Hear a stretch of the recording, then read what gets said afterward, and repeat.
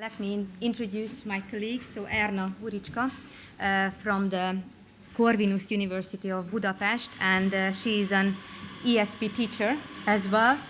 And I've been teaching at the University of Public Service, the Faculty of Law Enforcement, the Department of Foreign Languages for specific purposes. And today we are speaking about the possibilities of applying digital visual police communication among Generation Z, would be police practitioners based on the MET model.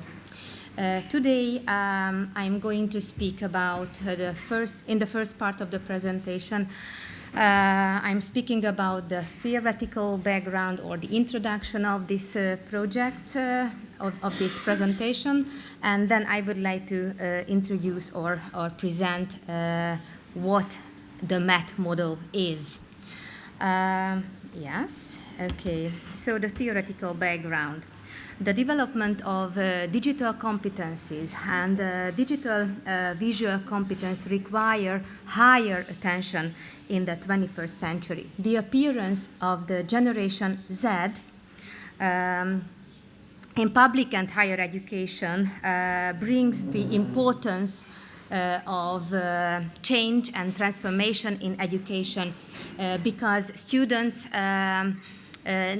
because it can be difficult for them to adapt to the hierarchical relations, and they demand flexibility.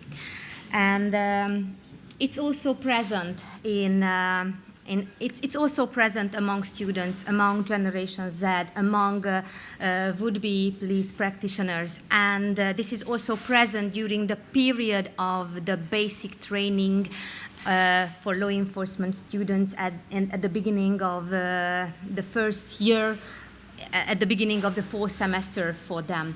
And according to László Krisztián and Erdős Ákos Erdős researchers and teachers of the University of Public Service, a significant proportion of the students leaves the program during the basic training, which lasts 5 weeks at the beginning of the fourth semester. In the other case, the digital revolution has an impact on the labor market, and new professions emerge on the labor market. Oh, sorry, yes, okay. And the MET model.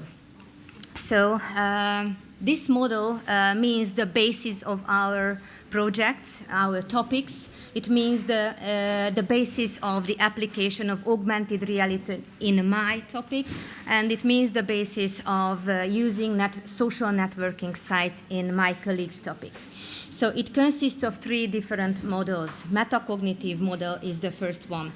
In a higher educational context, metacognitive learning strategies come to the fore among students who learn professional languages. And in order to improve their digital and visual communication, verbal communication, metacognitive strategies can be used the most, which consists of 4 more interdependent rather than strictly successive processes like planning, monitoring, problem solving, and evaluating. The university triangle was created by András Patyi, the first rector of the University of Public Service, and he is also an author, a co-author of this presentation. And this model has 3 different parts: research, education, and curriculum development. This model basically illustrates the functioning of a university, and this model presents the scientific work, the preparation, the curriculum development as a system of activities carried out simultaneously with respect to each other and coordinated with each other. And in the third case, the trialogical model created by Pavola and Hakkarainen in 2005. And due to the flood of technologies and the digital education in the 21st century, online knowledge acquisition and transfer have become parts of our lives, and this model can be adapted well to the online knowledge creation activities, where the emphasis on the process and the participants who collaborate to create a new common knowledge object. And this model can be expanded to include ICT tools or social networking sites, which creates an opportunity to motivate students to develop their creativity, their motivation, and to develop their competencies required by the labor market, and to implement experiential teaching and learning. And here you can see the MET model. M stands for metacognitive model, E stands for the Hungarian version of the University of Triangle, and T stands for the trialogical model. And with my colleague decided that metacognitive, we put the metacognitive model in the middle of the triangles because it has a deeper effect on the different parts of the triangles. And we have a question, how does this model fit into this research? Metacognitive model, so we can develop the students' competencies by the use of it. The University of Triangle, so we are speaking about a social networking site, social media research, and maybe if education, visual contents can be created, can be formed as a teaching or learning materials in the classroom, and the compilation of visual contents can be formed as curriculum development. And trialogical model, by exploring vocabulary of the different posts of English and American law enforcement units, students can conduct research activities. And the compilation of this vocabulary contributes to create a new common object, for example, a glossary. And this is the end of my part, and I would like to give some words to my colleague, Erna. How to move on? With that one. Yep. So, good afternoon, ladies and gentlemen, and here comes my part, and only one sentence to Nóra's presentation, to Nóra's part. Besides glossaries, we can create knowledge objects with applying visual content or images into education, because I think the importance of these images is underestimated even in the 21st century.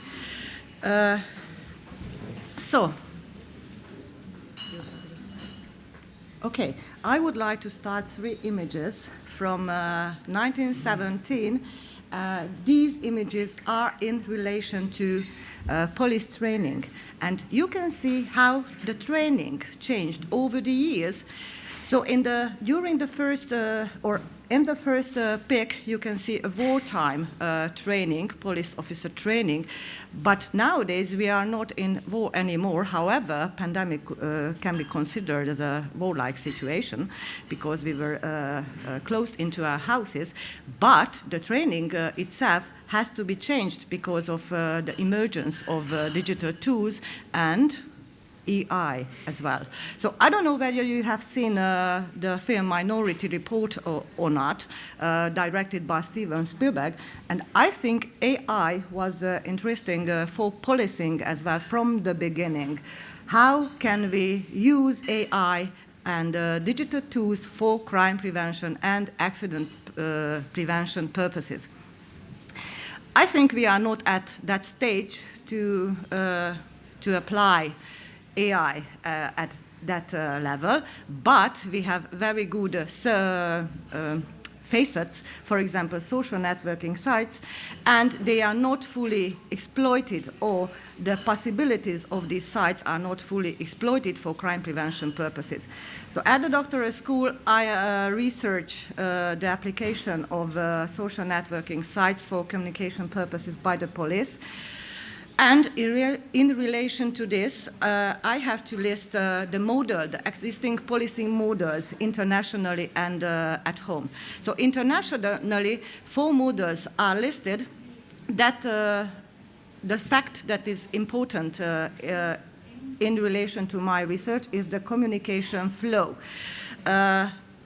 In the Hungarian version, there are 4 models because Noémi Barát put 2 types into the same category. So community policing and community-oriented policing came to one category, one model, but that is the only model when the communication flow is horizontal.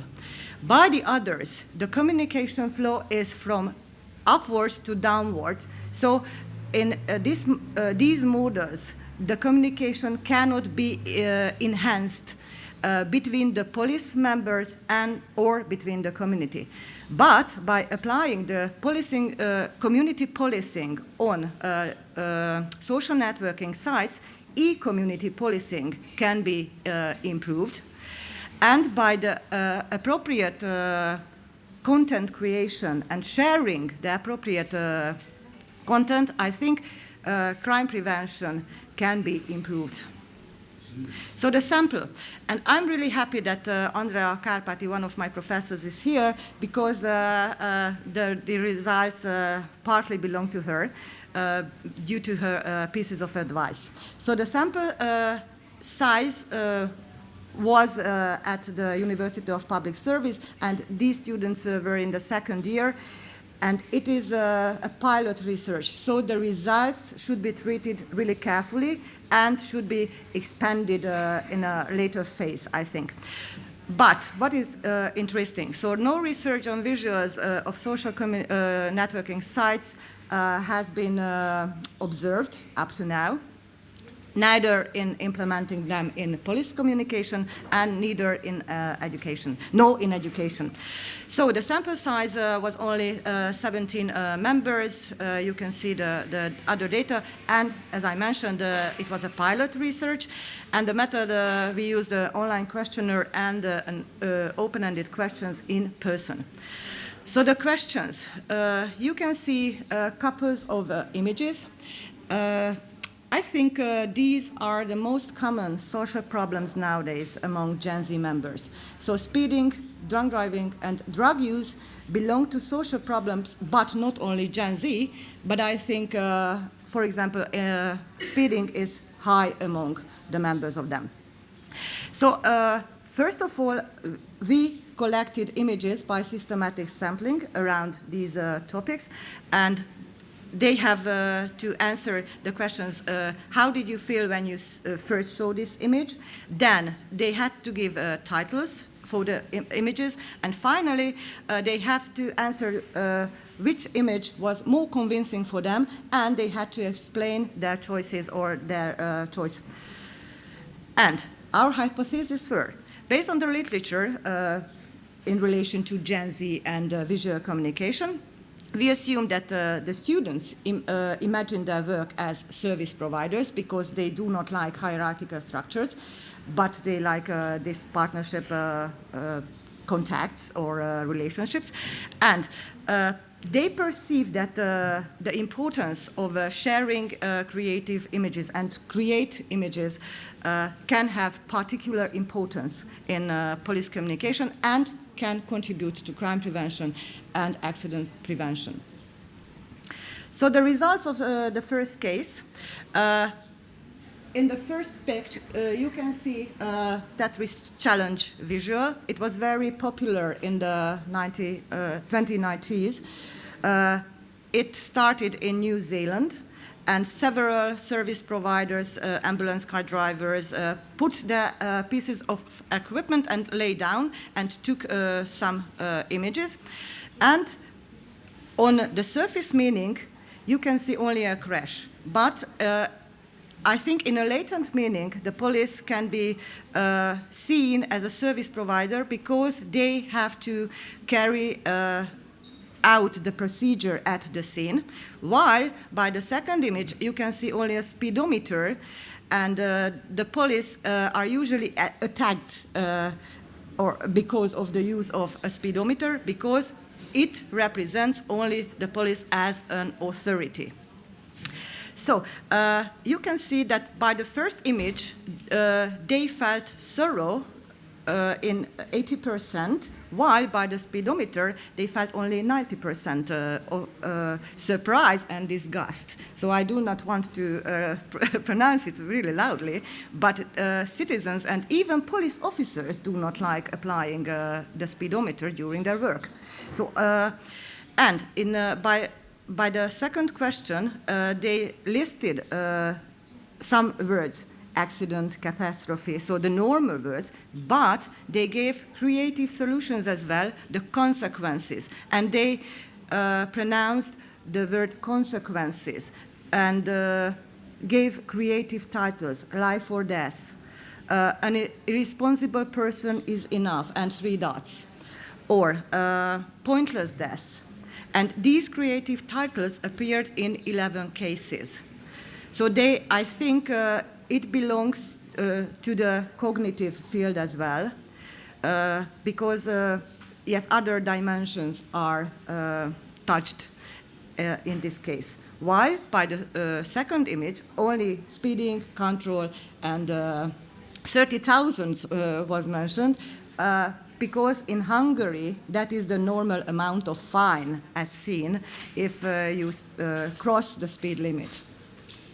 So they considered the first image more convincing because the first image was more deterrent, more complex, and it had a power. So let's move the second one.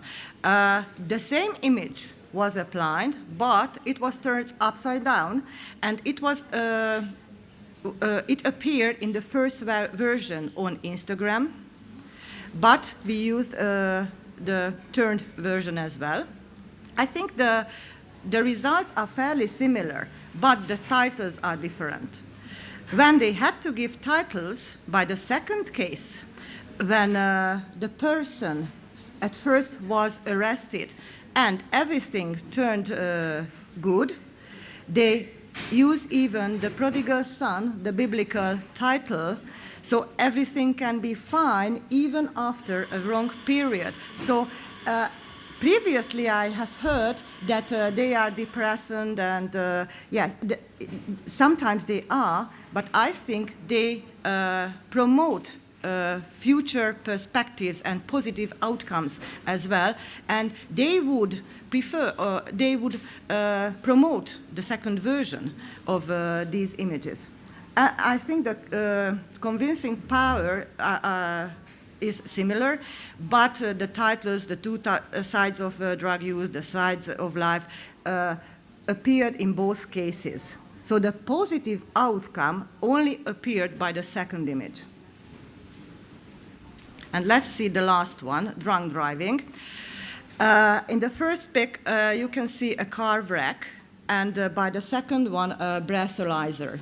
The situation is similar as by the first one, a helping role and the authority. And the results are similar again. So that by the first case, they felt sorrow. And besides the normal one-word categories, they listed bang, accident, and collision. But the consequence, the word consequence, appeared in 5 cases, and shocking and more deterrent again in more cases. So I think by observing these images, these can be applied not only by normal citizens, but in police communication. In Hungary, we do not have a digital communication officer training at this stage. In the UK, there is an existing training for police officers how to apply social media. But I think digital organizational communication has come into the forefront. So somehow we have to deal with the visual images as well. So the results our first hypothesis was proven. So the students could imagine their profession with problem solving and helping in a helping manner.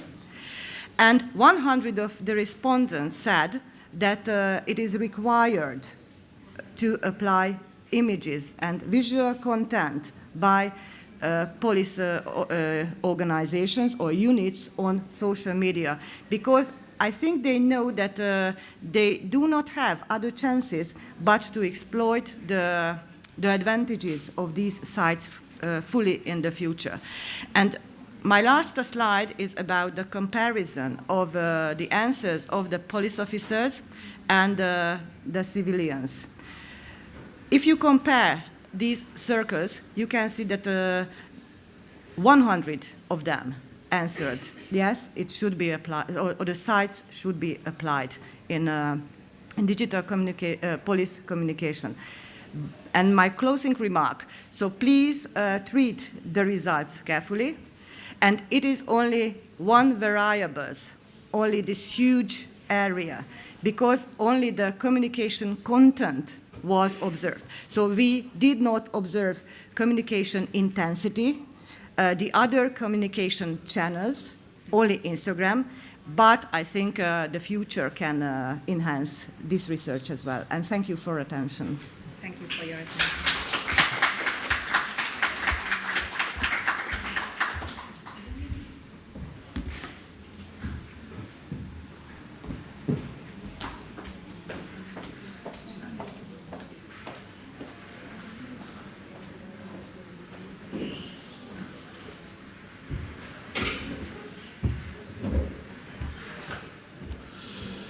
Thank you very much.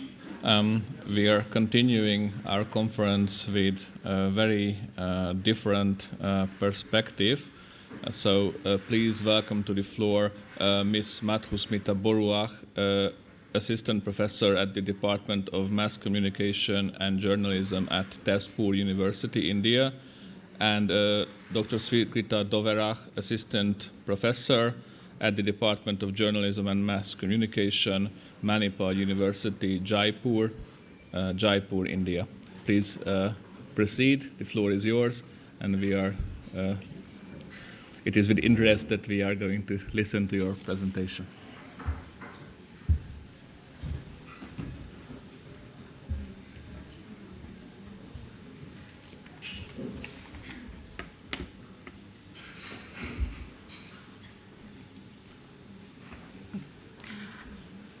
Very good morning, everyone, and greetings from India. I'm Madhusmita Boruah with my colleague, Dr. Swikrita Dowerah. We are going to present on the topic titled Indian Political Memes and the Rise and Fall of Leaders. Is there a need for critical media literacy? So to start with, let me give a quote which says, political participations in the form of delivering messages, opinion, aspirations, or criticisms through political memes attracts the attention of many young people or millennials, especially beginner voters. So with this quote, we can understand or we can explain the increasing importance of memes in political communications and the increasing importance of Web 2.0 facilitated memescape. So, the Web 2.0 facilitated memescape is an evolving field in popular culture. So where memes are produced, circulated, and consumed in the form of various textual and visual artifacts, in the present context of social media dominance, internet memes are the most ubiquitous means of political communications and have become an alternative to cartoons in traditional media. Memifications has become the new language of humor and political satire. So which is today not just a mere source of entertainment, but rather a powerful tool of self-expressions, social influence, as well as political communications.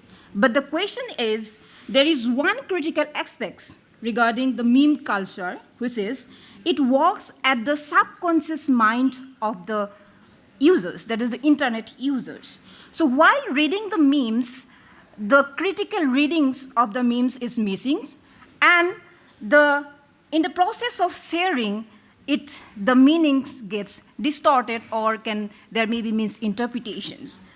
So this absence of critical reading of memes is a threat to public sphere, as it indulges in promoting ideological stances through propaganda. So this study aims to argues that in the post-truth era, so political memes are becoming the tool of information warfare to influence the public opinions.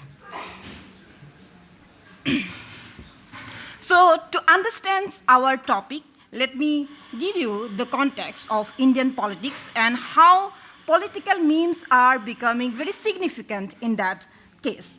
So as per, so following the bandwagons of how the global politics is using political memes, so I would like to contextualize the Indian politics. In the Indian political actors for election campaigns during the Lok Sabha election 2014, so during this period, the scenario of Indian politics shifted more towards new media with increasing uses of social media platforms such as Twitter, Facebook to establish unmediated, and direct communications with the citizens. So that is the benefit of such digitalizations of electronic campaigns, that it directly communicate, or which is not mediated. The political actors can directly communicate with the public to mobilize their opinions. As here you can see one data that is the Times of India, prominent English, which is a prominent English newspaper in India, and So according to this Times of India report, this highlights that during this 2014 election, the expenditure in the digital campaigns, it was like rupees 400 to 500 crores. So this is the expenditure the political actors in India during 2014 spent this much of expenditure in the digital platforms.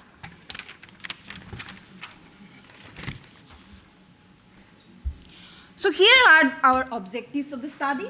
So for this study, political memes related to two national political parties, that is Bharatiya Janata Party, that is BJP, which is the ruling political party in India, and the Congress, which is the largest opposition political party in India.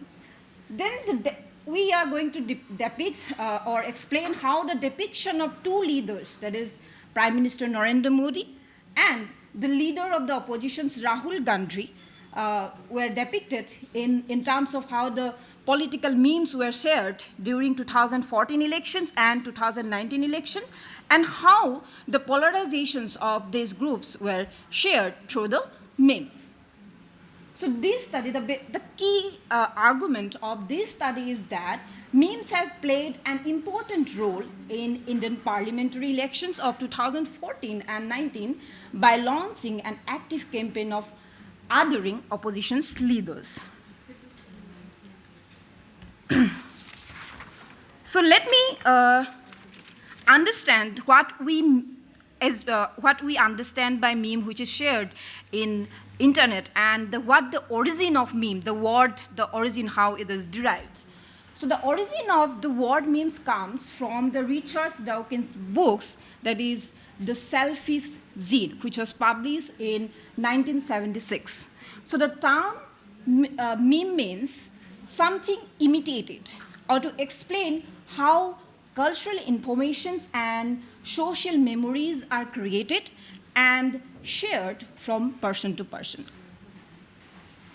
in this essay, like under this book, this essay means the new replicator. So Dawkins argued that just like genes are replicating entity in genetic transmissions, memes are also the units of cultural transmissions in human evolutions, which transmits from human mind from one person to the other persons.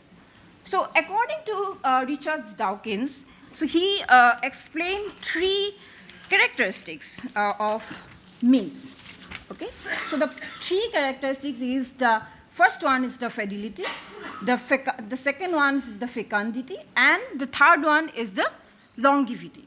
So the first one which explains or implies the quality of memes in terms of how fast it can be readily copied and passed from mind to mind.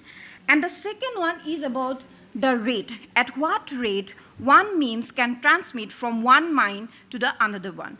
And the third one is the longevity. So how long one meme can sustain. So these are the 3 characteristics he explained in his essay.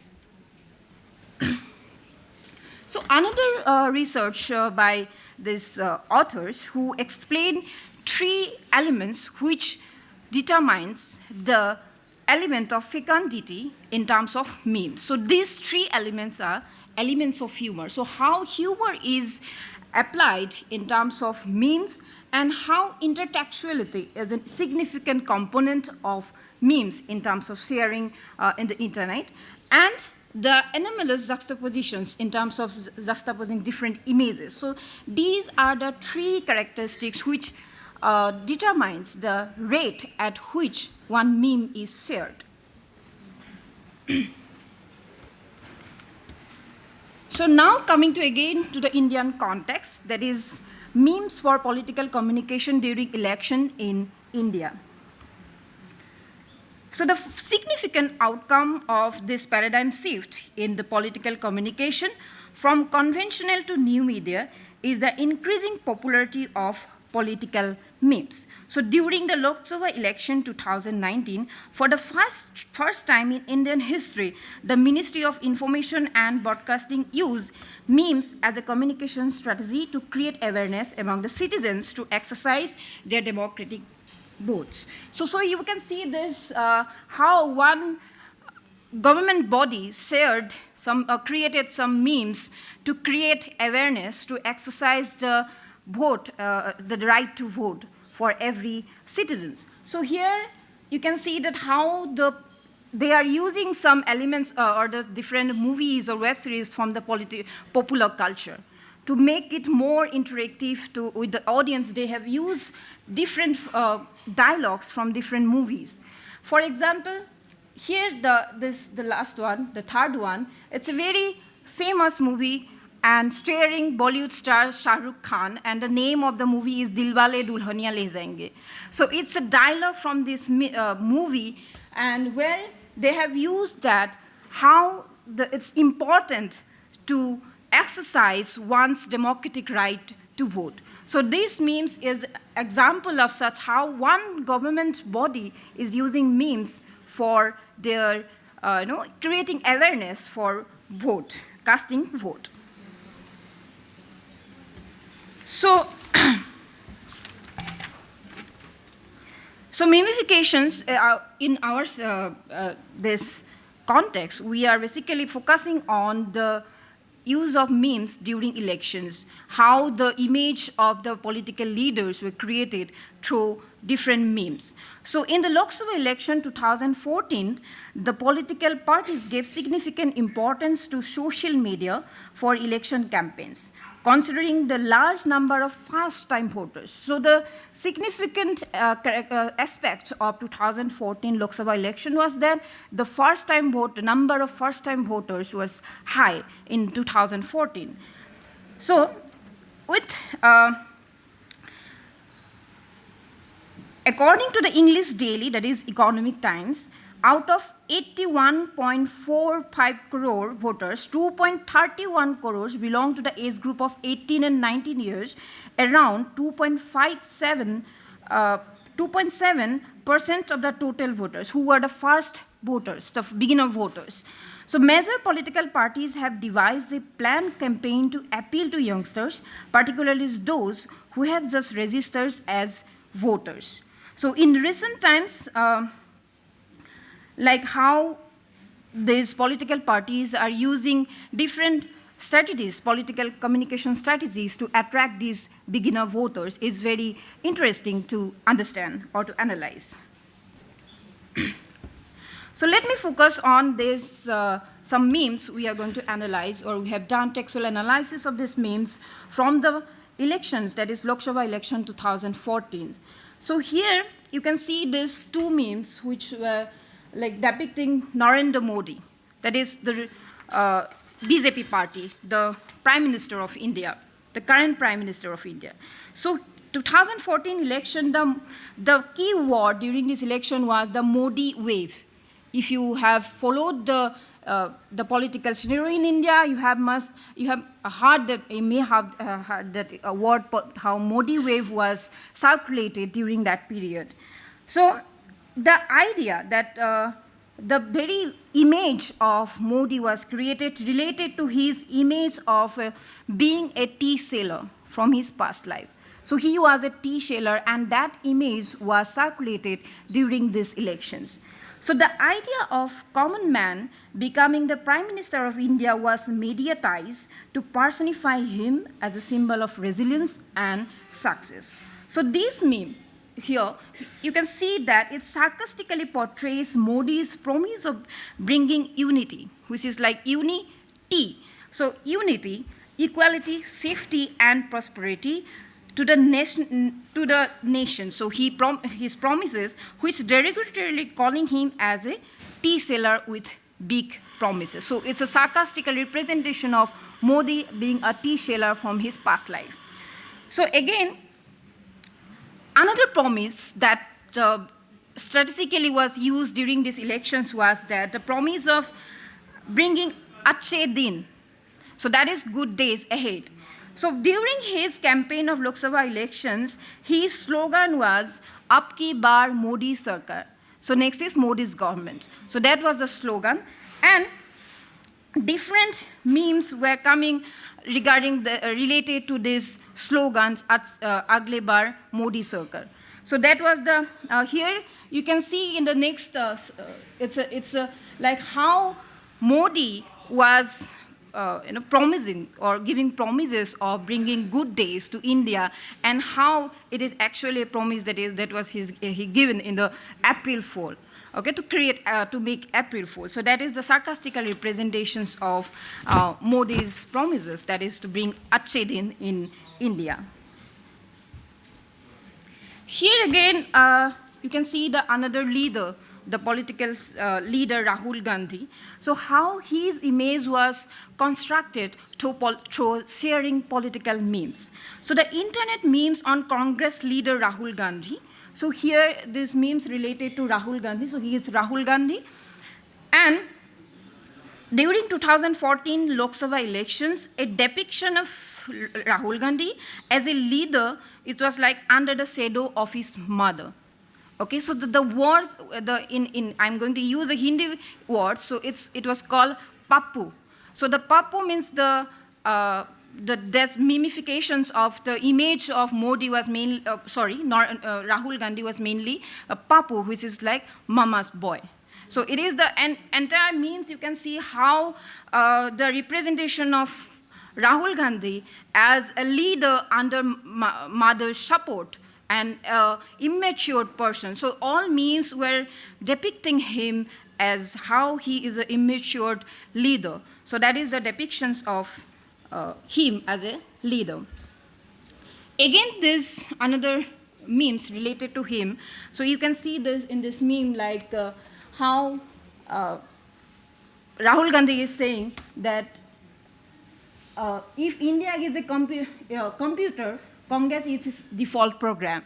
And Modi, the opponent, is saying, yeah, like Internet Explorer. So that is how you can see that how these memes depicts these polarizations in terms of different political memes, and how disappearance of Congress from the Indian political scenes after coming Modi was created or was shared through different memes. So that was from the election 2014. Now coming to the another year, that is 2019. So here you can see that the first one, that is the monk who sold everyone Ferrari. So here this meme shows that how in contrary to his promises to give good days to the nations, how he actually sold out our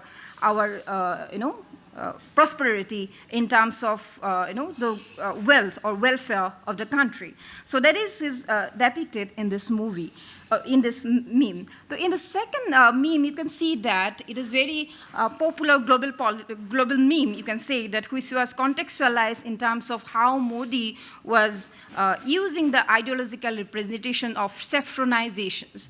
So how you can see that this is a Indian cricket team's jersey in blue, how he is saying no to that color blue. Instead of that, he is saying yes to saffron. So saffron is a politicized color in India, which is depicting the ideological stance of the BJP party. So that is, you can see in this meme, how it is depicted in this interesting way of meme.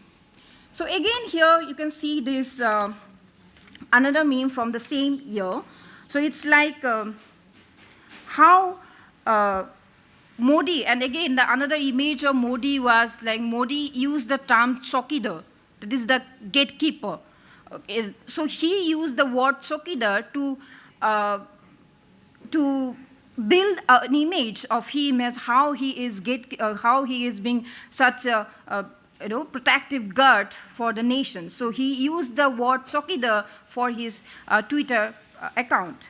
So here you can see in these two memes how the image is negatively portraying the image of Modi, Narendra Modi, what was his promise and how he has been dealing with the political affairs in terms of his, in contrary to what he promised during the elections.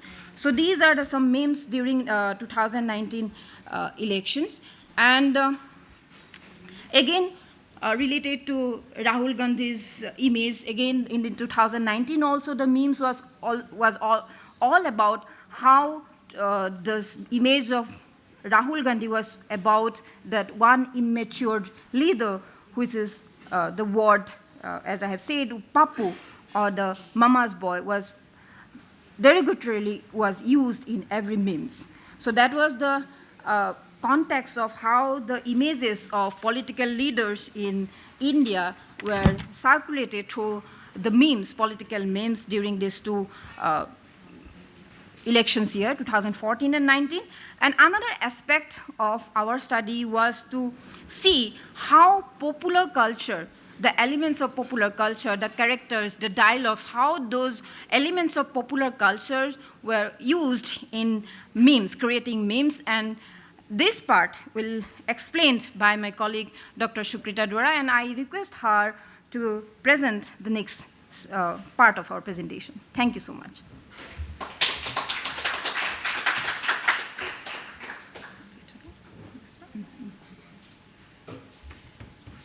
Hello, everyone. So I'm going to talk about the next part of this presentation, which deals with how, most of the memes are basically taking some kind of inspiration from popular films, basically popular films and web series. And so I'll go straight to some of these popular memes that were made during 2014 and 2019. And so you can see, the first one is inspired by the film Titanic. And near, far, everywhere you go, you are, wherever you are, Ab ki baar Modi Sarkar. So let us please understand this fact that one of the slogans during 2014 elections, 2019 elections was "Ab ki baar Modi Sarkar," that this time there will be Modi's government. And at the same time, we also have two different categories of waves during this time. There was, Modi was called. There was this Modi wave, and at the same time there was this kind of Raga wave, that is Rahul Gandhi wave. Okay. What happened in this entire, and in the second, meme, we can see "Chamatkar pe chamatkar, ab ki baar Modi Sarkar." Again, once again, the same slogan is repeated in all the three, in both these two memes. So what happened in the second meme is that it's taken from a very popular film which is known as Three Idiots, and there is this particular character who is used to, memorizing lines and repeating it in every kind of, on stage. And somewhere or the other, one of the reasons why many in India and say that, Modi won the elections is because of his oratory skills and the way he used to speak, the way he used to communicate with the audience, big words, big promises, his voice modulation, everything was very much the reason why he won the elections. And this particular meme takes a, kind of a jibe on Modi and try to state that, it is a leader who memorizes and is just appealing to the people based on his oratory skills.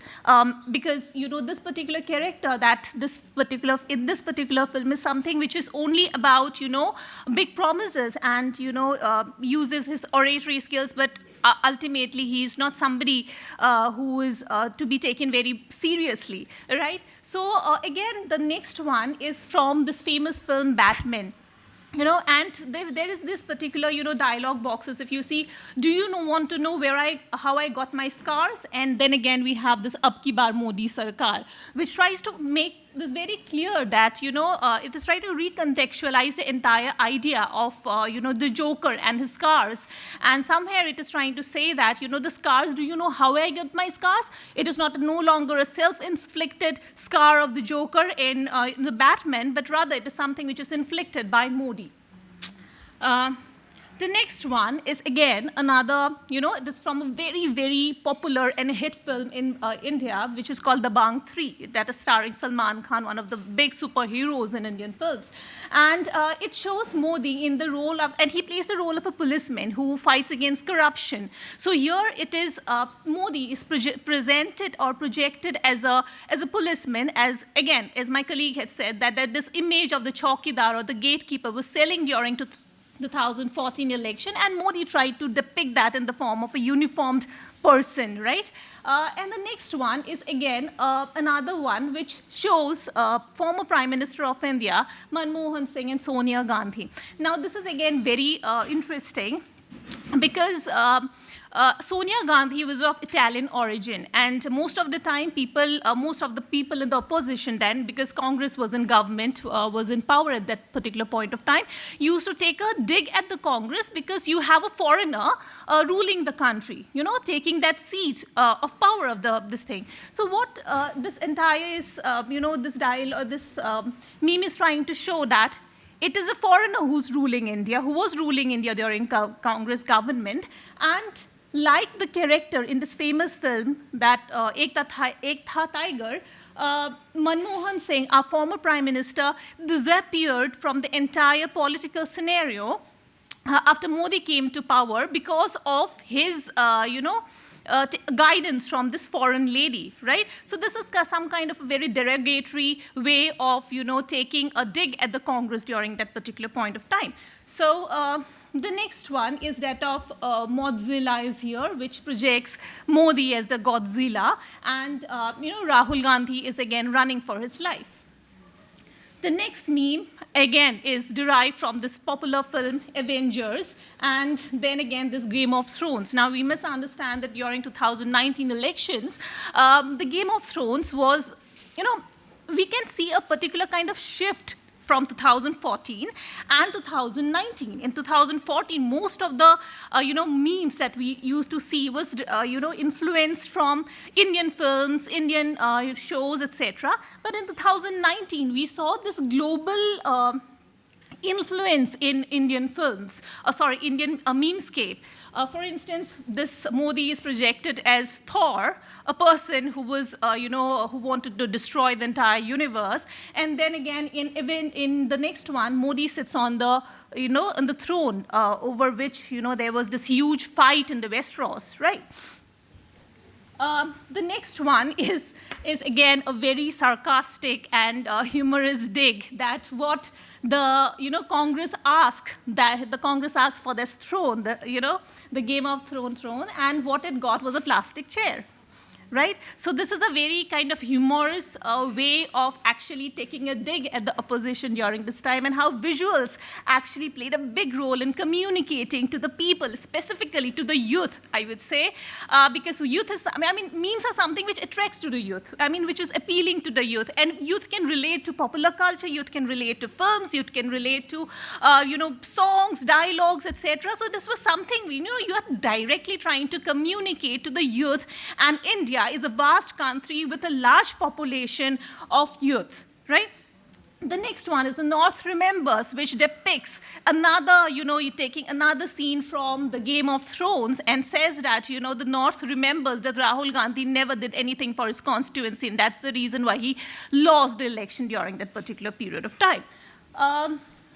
Again, this another one, there's the Brandon Stark. I'm sure most of you all must have watched Game of Thrones, right? So, So the North remembers, and Modi, Narendra Modi, just before the 2019 election, sitting on the cave and then praying and chanting, because, our Prime Minister is supposed to be a religious man, right? So he was praying and chanting, and he obviously won the election, just like Brandon Stark won the Game of Thrones, right?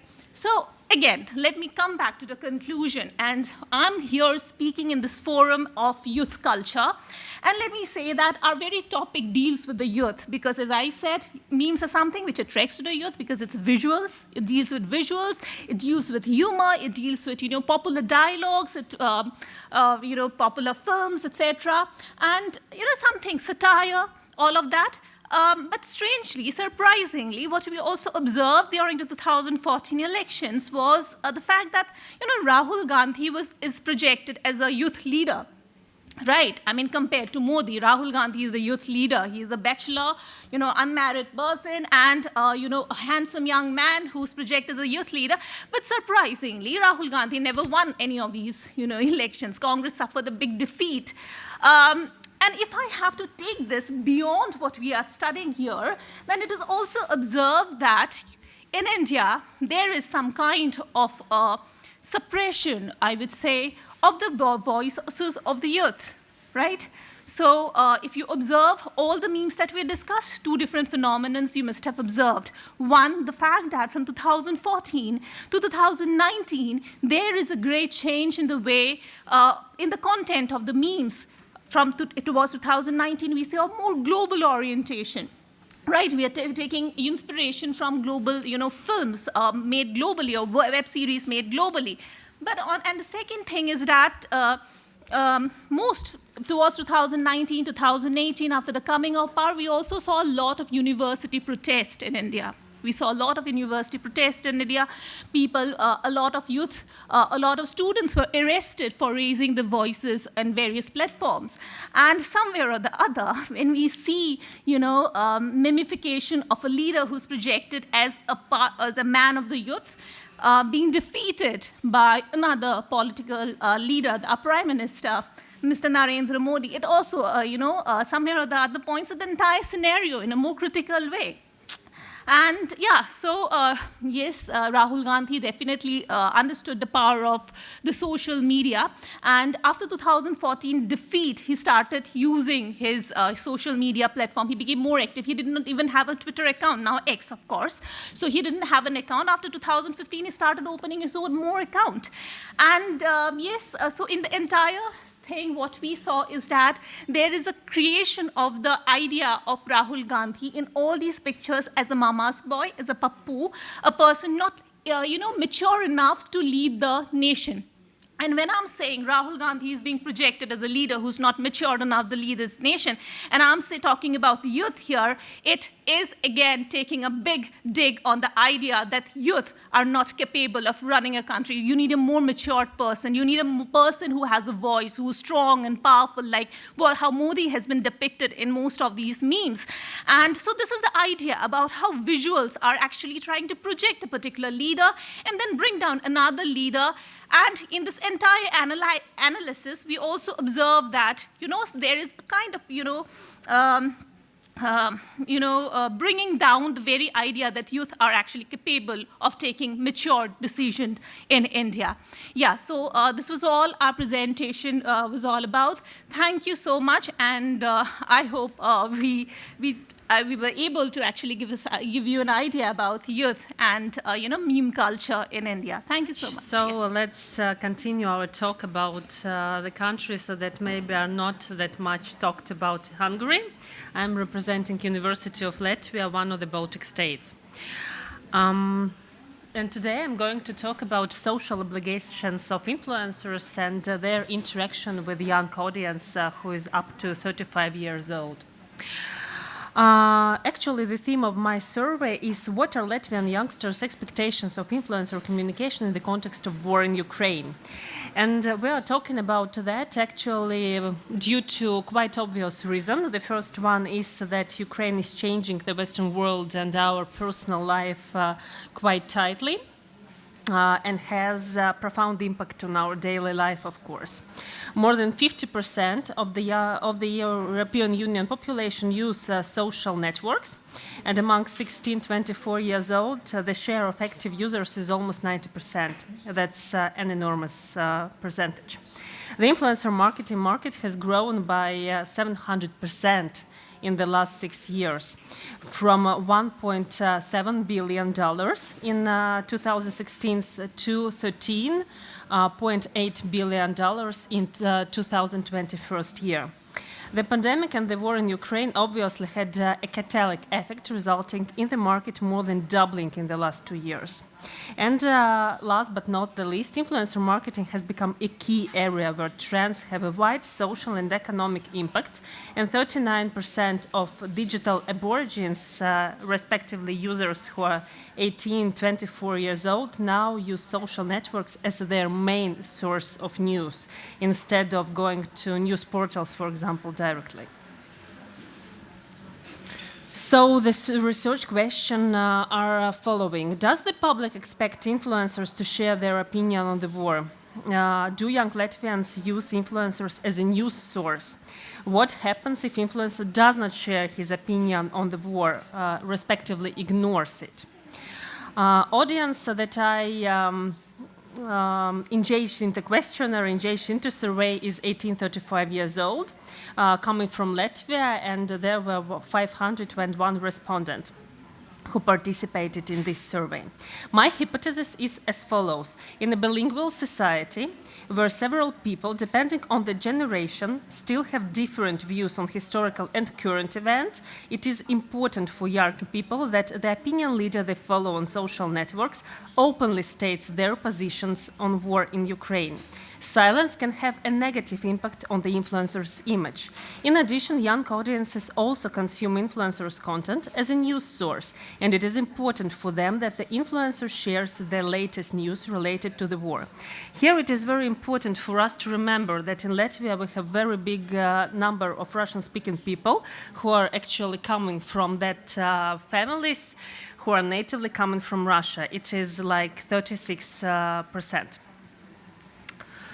So let's move on with some key theoretical points. So talking about influencers and their impact, we have to remember several things. The first one is that followers perceive the celebrity or an opinion leader they are passionate about as a friend, older brother, sister, mentor, father figure, or a guide. This paradigm is important to us and is called the parasocial relationships. In a 2020 year's study, it was found out that parasocial relationships with an influencer have a significant and positive impact on followers' purchase intentions. The cornerstones of influencers' work is audience credibility, of course. This is what we call source credibility theory. This theory argues that three key aspects are important: credibility, competence, and attractiveness. Several studies and researchers see a strict correlation between the source credibility theory and credibility of electronic word-of-mouth marketing. It was found out that in case of influencers, the main criterion is the credibility. All other criteria are secondary. And if there are basic differences in how we view things as a fundamental as war, credibility becomes questioned. In communication ethics, special attention is spent to the credibility of the medium of communicator. Trust is associated with participation and cooperation, while if lies are found out, there is a high probability that cooperation with and along with trust, in the case of influencer, their audience loyalty. Missing audience's loyalty has serious consequences and usually leads to loss of reputation and as follows to loss of like practical influence and impact of influencer on opinion, on behavior, and on intentions of his or her audience. So this was about the theoretical background, and if it comes to the practical survey, then we have got the following results. In Latvia, large-scale social opinion surveys demonstrated that when people are asked for their opinion, Russian-speaking respondents are more likely to avoid publicly expressing their opinion. More likely to point out that it is dangerous to speak out, more likely to believe that the situation is not unambiguous, and in this survey of young Latvians we observe very similar trends. We see that most, respectively 40% of Latvian-speaking respondents, think that when the war in Ukraine started, influencers as public figures should have spoken out about it. As for Russian-speaking persons, then 42% of them think that it is not an obligation of influencers to talk about this topic, let's say, loudly or publicly. Almost a third part of both language groups, respondents, say it is difficult to comment on this question. If we observe different age segments of young Latvians, then we see that the youngest people are more tolerant, as they don't expect communication about the war from influencers. The older person is the most important such communication is. 40% among 30-35 years old compared to 29% of people who are 18-24 years old. When it comes to gender, then we see that men are more demanding than women, as 42% of them expect influencers to cover war topic in their communication, comparing to 31% among women. As for regions, we can see that the most demanding regions are Riga and Latgale. Latgale is an interesting case because there is mostly Russian-speaking audience, and this region is economically the most weak and alienated, so Latgalians expect digital content creators to share info about such crucial topic as war. But in common, we see that there are no such crucial differences between different regions of Latvia. So, what do people do if there is no clear information about the position of influencer regarding the war in Ukraine? Let's pay attention to the answer unfollowed. In common, there is just 12% of people who did so, but there is a very interesting trend observed. Latvians 3 times more often unfollow such influencers than Russian-speaking youngsters. We also see that inhabitants of Latvia, no matter which language they speak, are not tended to check out influencers' positions openly, even if it matters to them. Just about 2-4% wrote a comment or a private message to find the position out. Then we see that Russian-speaking respondents more often than Latvians answer that they did nothing and their attitude to influencer did not change at all. 54% comparing to 39%. 12% and 15% of respondents claim they did nothing, but their attitude became worse. If we observe situation by age, we see once again that younger people are either more tolerant, either indifferent, because 56% say that they did nothing and their attitude didn't change at all. Those who are older responded that their attitude became worse, however, they did nothing. Respectively, they did not unfollow, they did not ask private message, they did not write a comment or something else. They just mentioned that their attitude is worse, but they still follow this person. But let's have a look at two response options: write a comment and write private message. We see that very few people chose this option, but still youngsters almost did not choose it at all. Those who are 25, 39 years old preferred to write a comment, but 30, 35 years old persons a personal message to clarify the position of an influencer. For men, clear position about the war is more crucial than for women. 53% of women claim they did nothing and their attitude didn't change, comparing to 37% of men. Men are more tended to unfollow, write a private message and public comments. However, a bigger number of them answered also that they don't follow influencers at all. In common, there are no big differences between regions, but we can notice that Kozma's inhabitants are more expressive. They more often unfollow, write private messages and comments. It also correlates with the fact that this is quite Latvian region. Respectively, it means that there are very few Russian-speaking people. Latgale, on the other hand, where we, as you remember, have more Russian-speaking inhabitants, is more indifferent than other regions. In the situation when the position of the war is expanded, it does not match, action in different language group actually was quite different. We also have to keep in mind that it is not only the case when Russian-speaking bloggers said that not everything is clear and where you have been for the previous 8 years, as we usually hear it. But it also is about Latvian bloggers, as for many of them the war became reason to express deeply nationalistic and aggressive statements.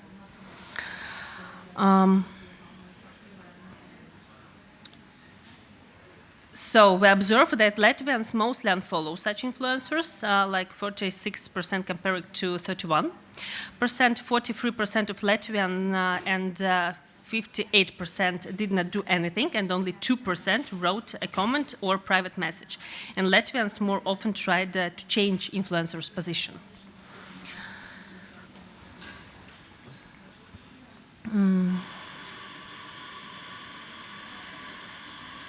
In the situation, actually, when position on the war is expressed and it does not match, action in different Latvian language groups. I'm sorry.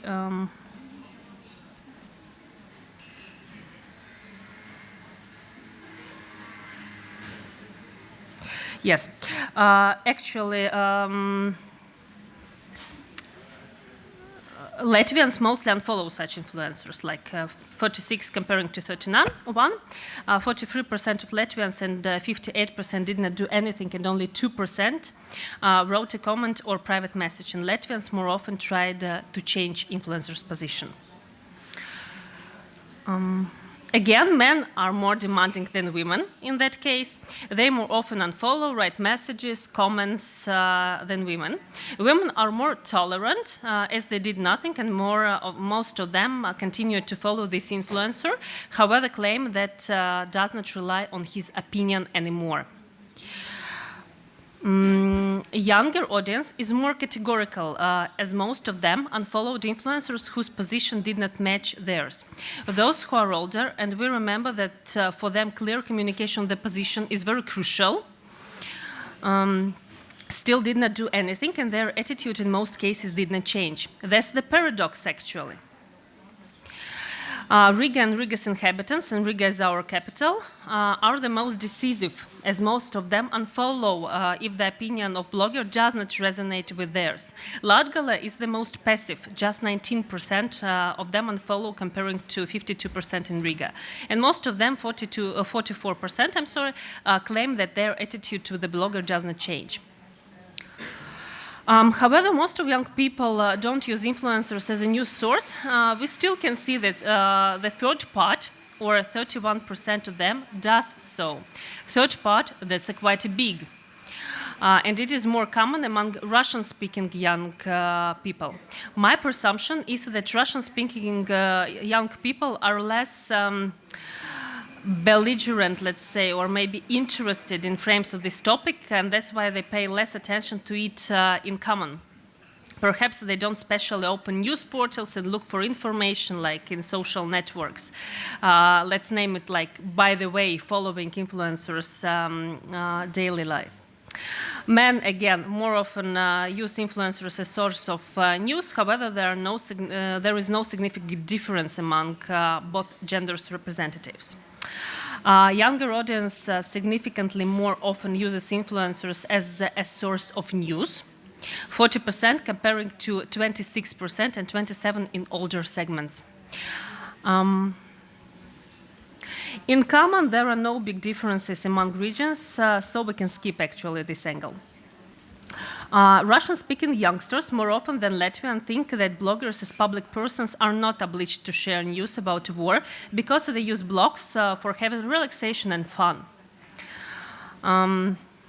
Latvians in common have similar position, but most of them claim there is media for sharing news. Nevertheless, each fourth think that influencers should share actual information on that topic. For 8%, it is because influencers are public persons, and for 7%, because it would be helpful for them. Again, men are more demanding, and more of them, comparing to women, think bloggers have to share news about the war.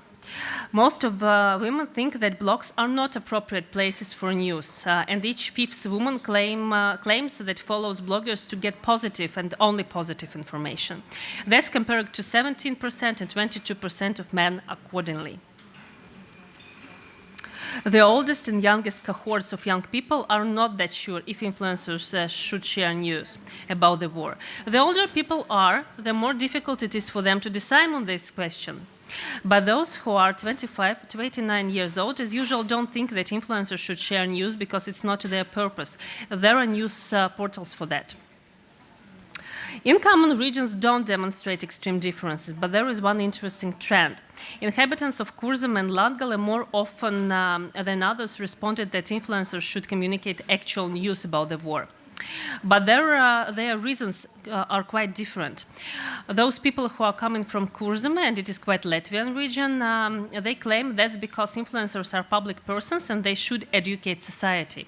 But Latgalians, most of whom are like Russian-speaking and originally coming from Russian families from Russia, they explain their position by that it is very helpful for them to get information about actual news on the war from influencers, from bloggers. Inhabitants of capital city of Riga, rarer than others, responded that influencers should not share news. But again, the difference is just about 5–10%, depending on the region, and it is not that crucial difference.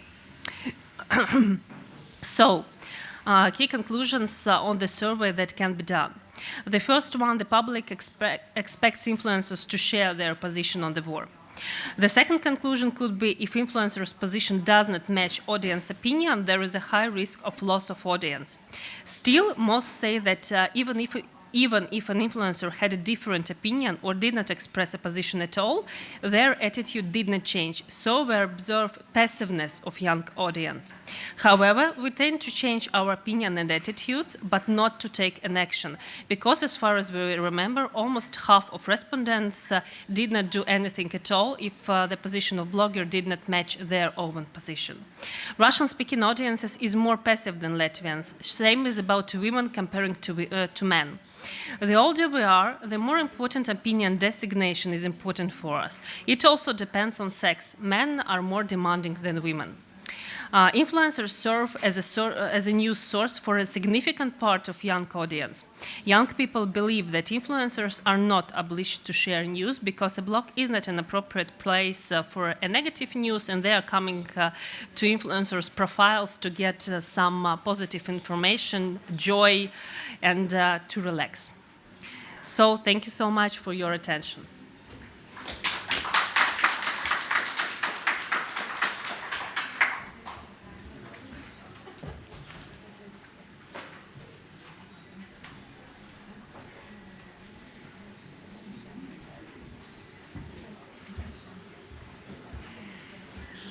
Thank you very much indeed. Our line of lectures continues with Dr. Lilla Petronella Szabó, Assistant Professor at the Institute of Marketing and Communication Sciences at Corvinus University of Budapest.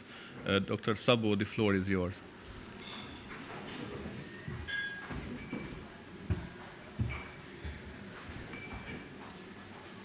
Thank you so much and welcome. So today I would like to talk about, first following the introduction, about the conceptualization of East and West in Hungarian public discourse. And then this will be followed by the discussion of the pilot study I prepared for today. We'll have a look at some of the results. And finally, the last section provides a summary and some future research directions. So, before we begin, I would like to ask you a couple of questions. If you have a look at this title, Relief and Disappointment as Budapest gives up 2024 Olympic Dream, can we agree that a city literally cannot really give up dreams and cannot really have dreams? Are we in agreement? Yeah? Okay, so here, Budapest needs to stand for something, okay? Possibly the city council, more specifically members of the city council, or in this context, the government, or probably members of the Hungarian government, okay? So Budapest stands for something in this title. Let's have a look at the next sentence. Central Europe always lost on the conflict between the East and the West. Now let us focus on the East and the West. Again, can we agree that literally speaking, cardinal points cannot really have disagreements and conflicts? Yeah? Okay, so possibly not. Again, the East and the West in these cases stand for something, okay? Possibly stand for the countries which are, well, from some perspective, to the East or the West. Well, they stand for the countries of those governments, which from one point to the East or the West.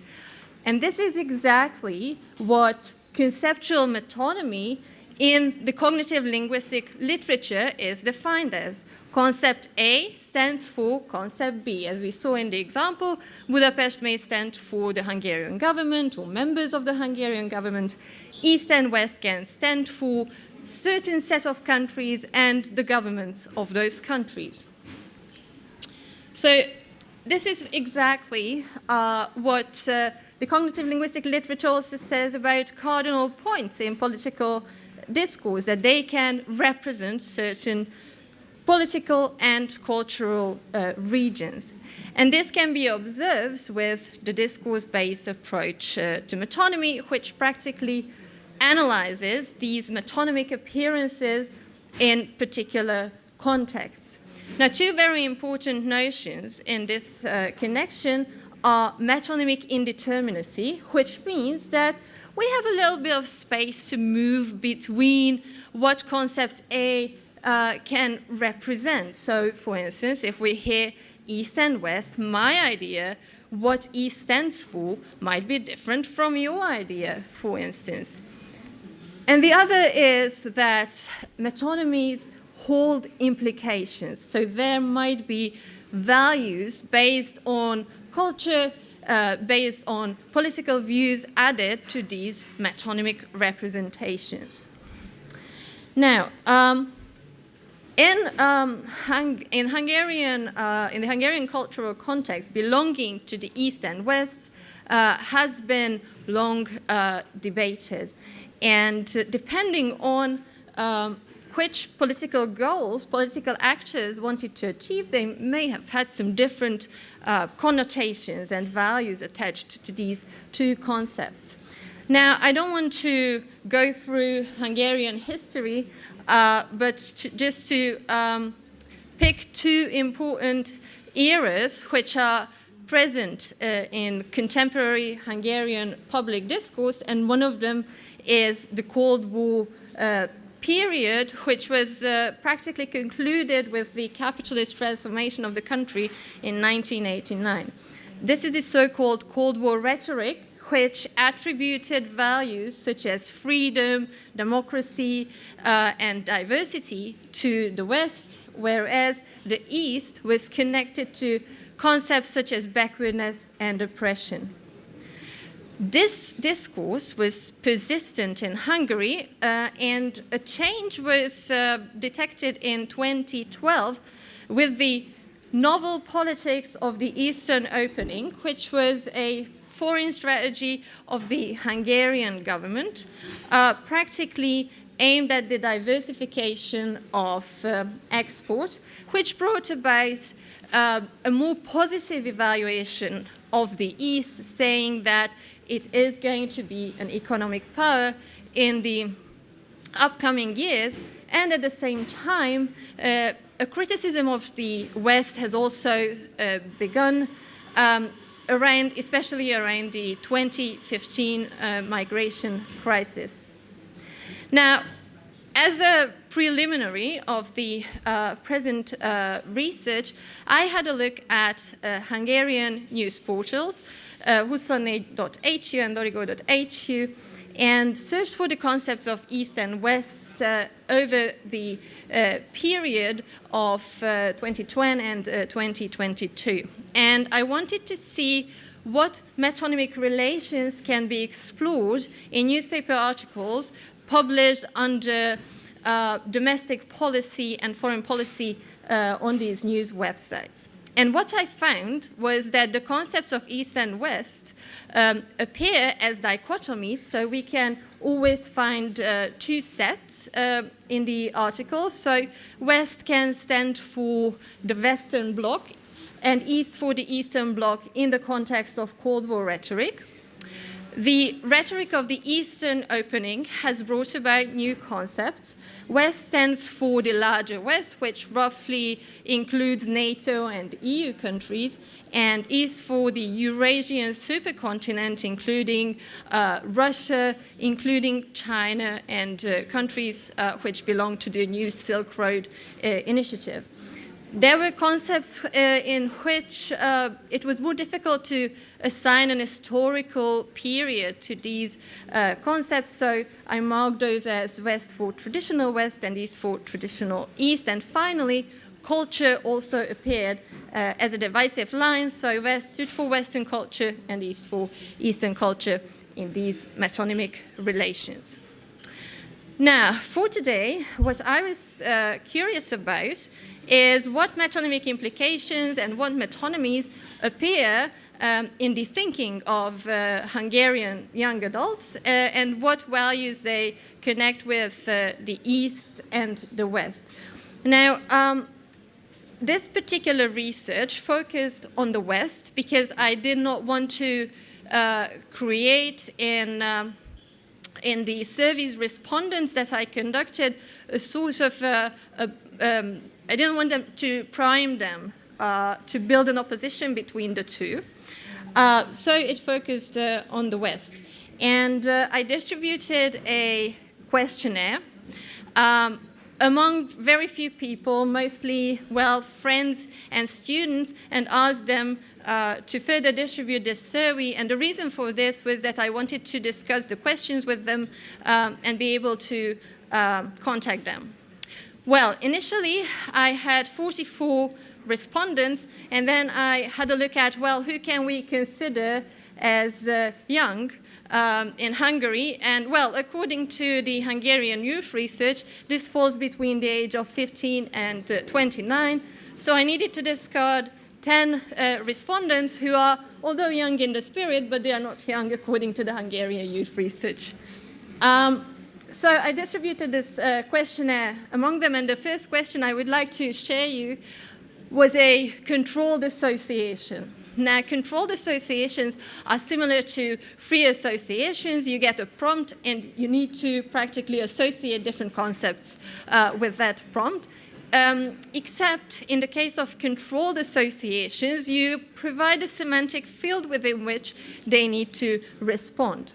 And the first such question was that we frequently hear the expression West in the Hungarian press, which 5 words come to your mind first if you hear the concept of West? Okay, so here, obviously, I wasn't really curious about their geographical ideas, but wanted to focus on what they think about in the context of public discourse. And these are some of the responses that I got. So as you can see, Brussels, modern democracy, the developed, development, freedom, liberal, USA, and so on. So altogether, the respondents provided 110 words. And then to have a more precise idea of their thoughts, I reduced this list to those 27 words which appeared at least twice among the results. And I tried to thematically organize these concepts. So if the concepts were related to the Cold War rhetoric, then they depicted the West as the designator of freedom, democracy, etc.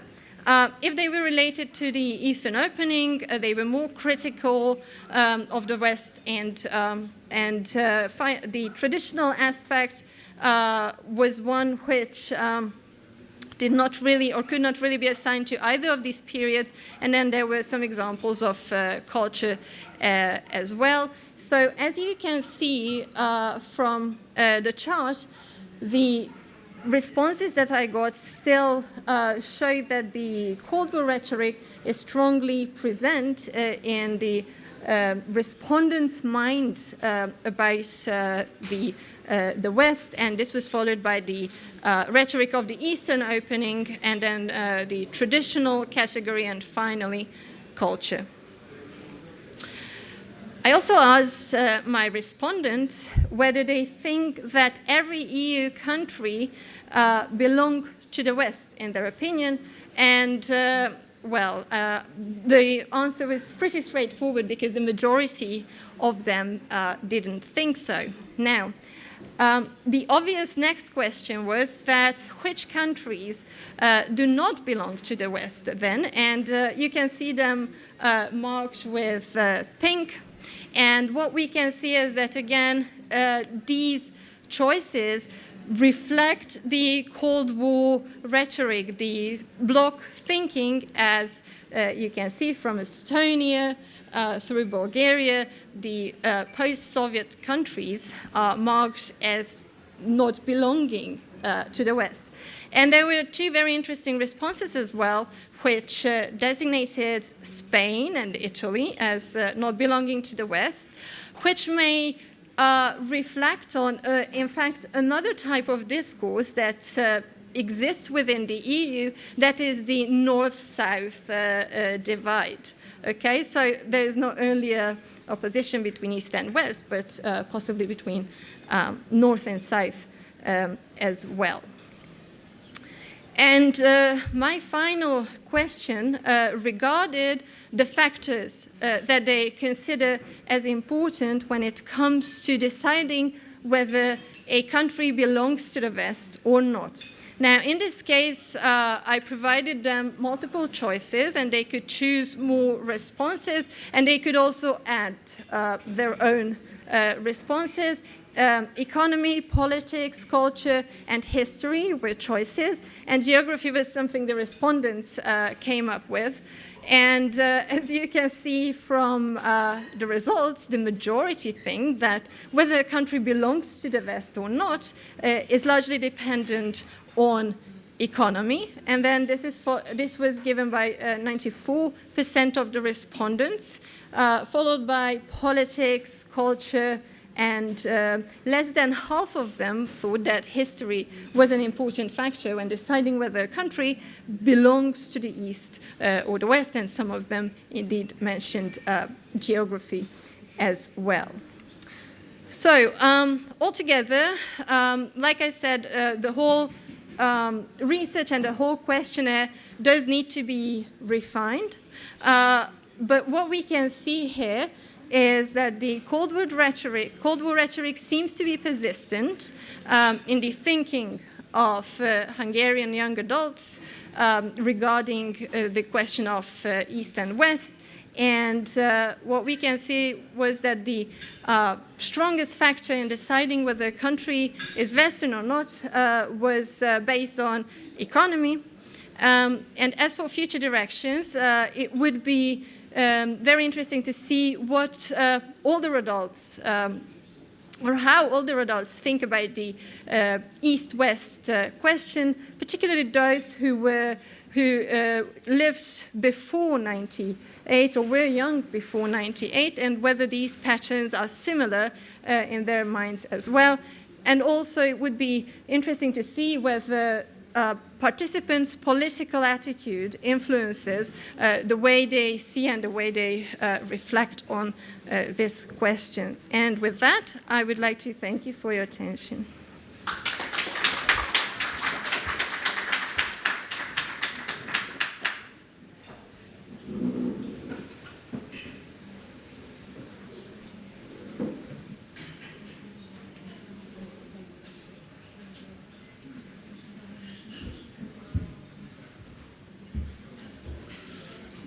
Thank you very much. Our next and penultimate presentation before the lunch break is going to be delivered by two Pakistani guests of ours, whom we are very honored to welcome at today's event. Dr. Amna Zulfiqar, Associate Professor at the National University of Modern Languages, Pakistan, and Dr. Faiza Khalid, lecturer at the National University of Modern Languages, Islamabad, Pakistan. Please come forward. The floor is yours.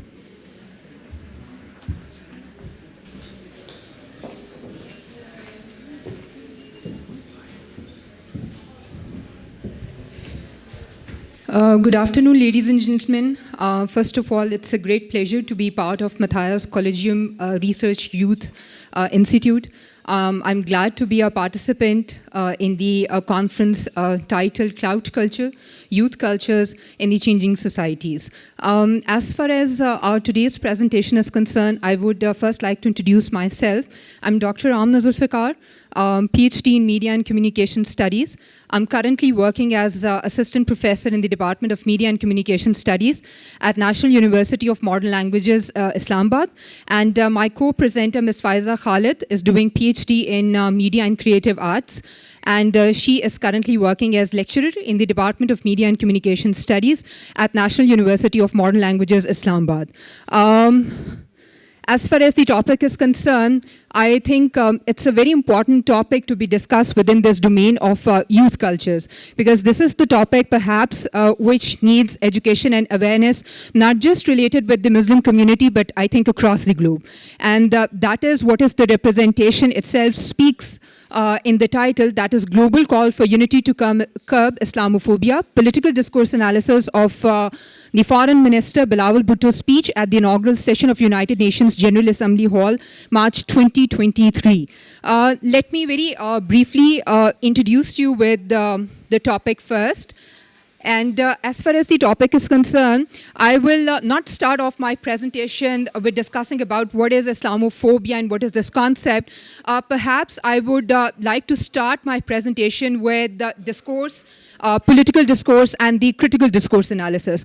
So as far as the concept of political discourse analysis is concerned, generally it is the analysis of the written speeches. It is about the analysis of the audio and the visual representation of the political actors or the politicians. The thing which is very important with reference to the political discourse analysis is that whenever the political actors or politicians, they have the political speeches in a particular physical space, they keep in mind the interest of the listeners.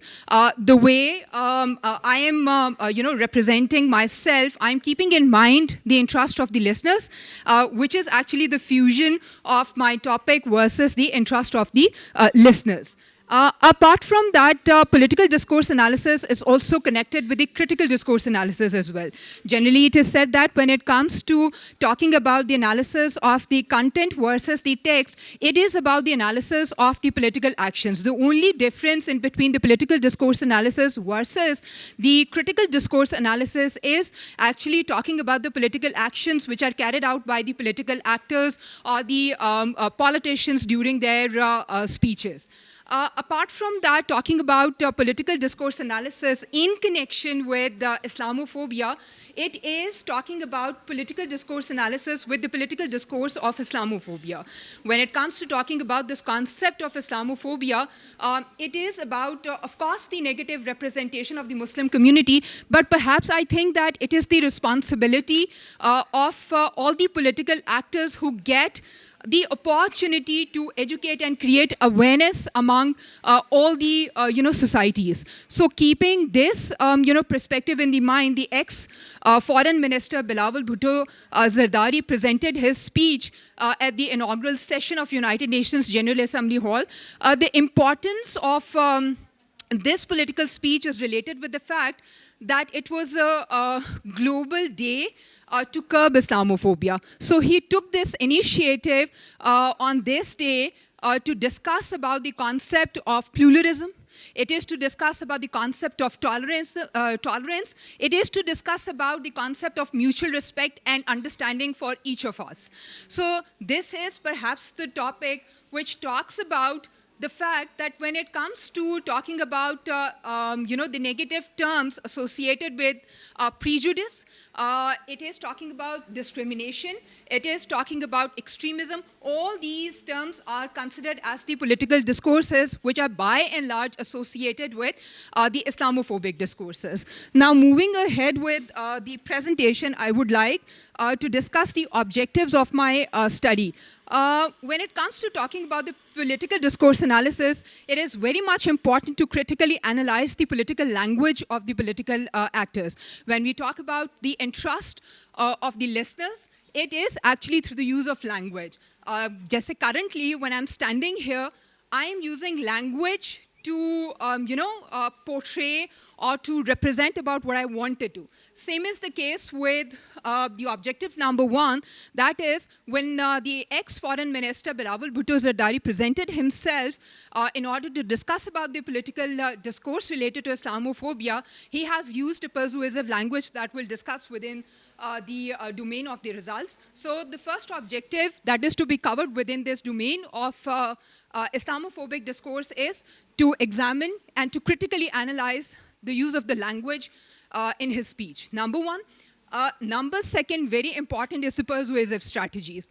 I mean, when it comes to not only the political actors, but apart from a general presenter, you strategize yourself when you are about to present yourself. So same is the case with the foreign minister, Bilawal Bhutto Zardari as well, that he strategized himself and he has used different persuasive strategies in order to represent the Islamophobic discourses at the United Nations General Assembly Hall.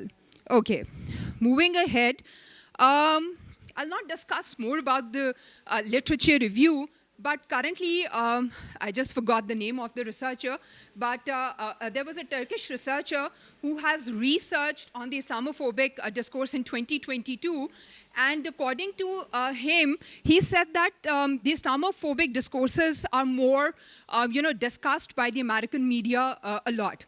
And when it comes to discussing about the Islamophobic discourses in the, American media, they actually discuss two main concepts.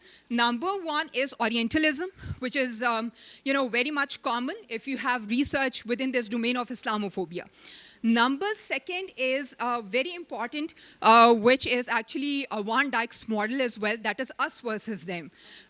And within this domain of us versus them and Orientalism, he has divided the Muslims by adding adjectives to it. That is, talking about good Muslims, talking about the bad Muslims. If generically we speak, we know that goods and bads are part of every society. No matter it's about, Pakistan, it's about Turkey, it's about Europe or any other part of the world, we generally come across the people who are good as well, who are supportive as well, who are caring. So same is the case with good Muslims and bad Muslims. So according to his research, he said that when it comes to talking about the bad Muslims, the Islamophobic discourses which were related to bad Muslims were number one, extremist, number second, terrorist, number third, radical Muslims, and etc. And when talking about the good Muslims, they were talking about meeting the interest of that particular society in that particular domain. So that is how we divide the Muslims within this domain of good Muslims, and then we have the bad Muslims. Just one piece of literature I would like to discuss, that is 65% of the Americans, they believe that Muslims are facing racism and discrimination, whereas 66% of the Americans, they criticize ban on the Muslims. Now, these statistics actually show that we can't generalize the people. We can't say that all Americans think bad of us or of the Muslims.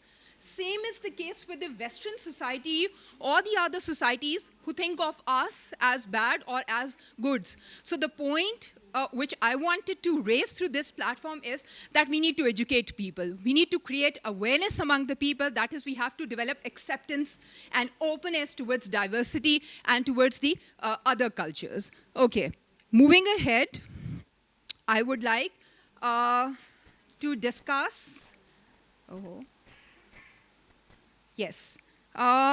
two research questions would be discussed.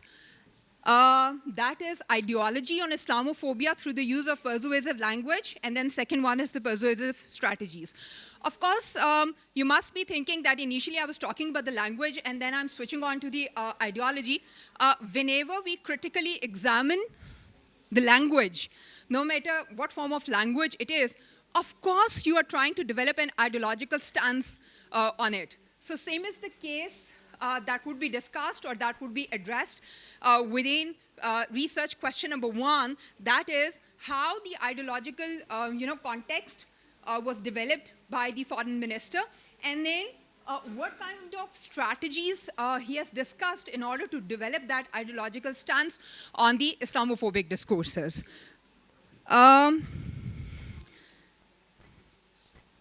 Okay. Research methodology.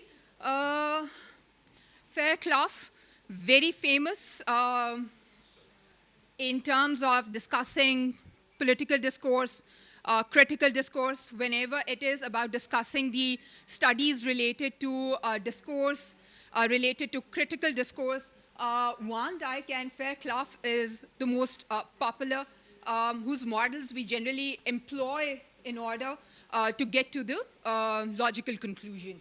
So description, interpretation, explanation, that is just linked with the language. That is just linked with interpretation and explanation. That is the summarized view of the speech at the micro level.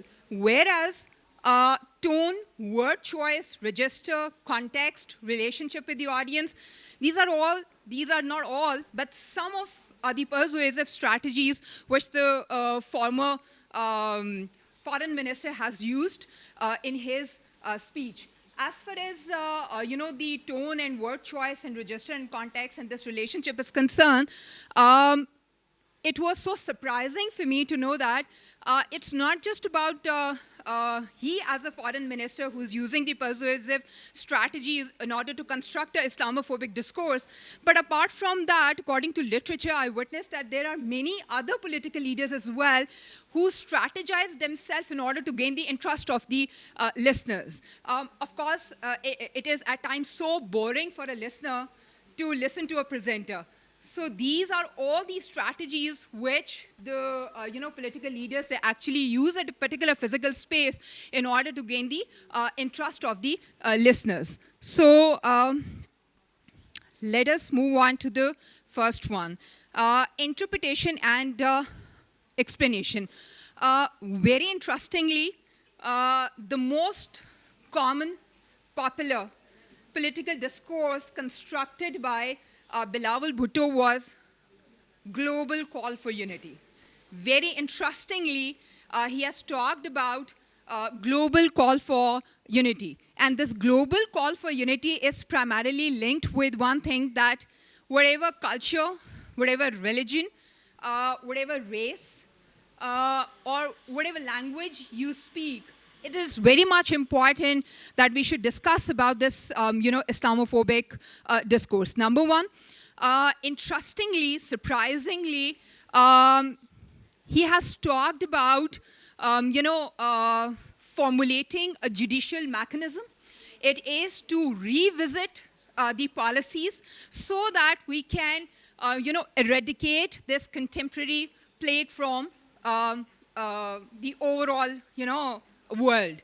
So I'm not getting more into the detail of it, but hatred, intolerance, bigotry, these are all the different discourses which were discussed by the foreign minister, and that I will discuss in the results section.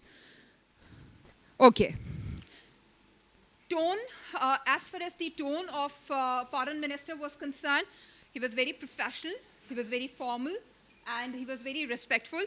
Just to give you a background of the foreign minister, Bilawal Bhutto Zardari, he's actually the son of Miss Benazir Bhutto, who was assassinated in Pakistan years ago. So he has a political background as well, and he has a homework which he has done when he became the prime minister. So generally speaking, when it comes to his tone, he was very focused, he was very specific, and he was very sure about what he was talking. So with a very respectful and very kind tone, he said that Islam is a very peaceful religion which focuses on pluralism, tolerance, and moderation. By talking about this point, he was highlighting the fact that when it comes to the dissemination of any religion, it is something very important to understand that religion can teach you these three, perspectives. That is pluralism, that is tolerance, and that is moderation. And then,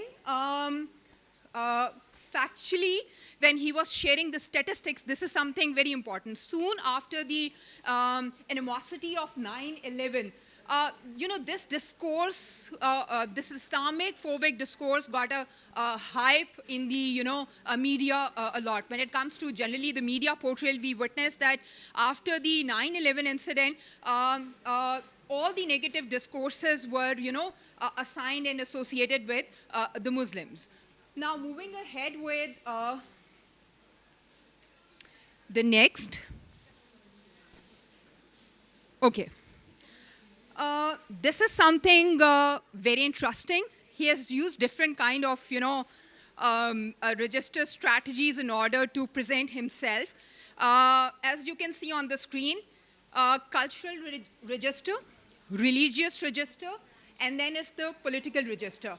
While talking about the cultural register, he's talking about diversity, which I was talking before.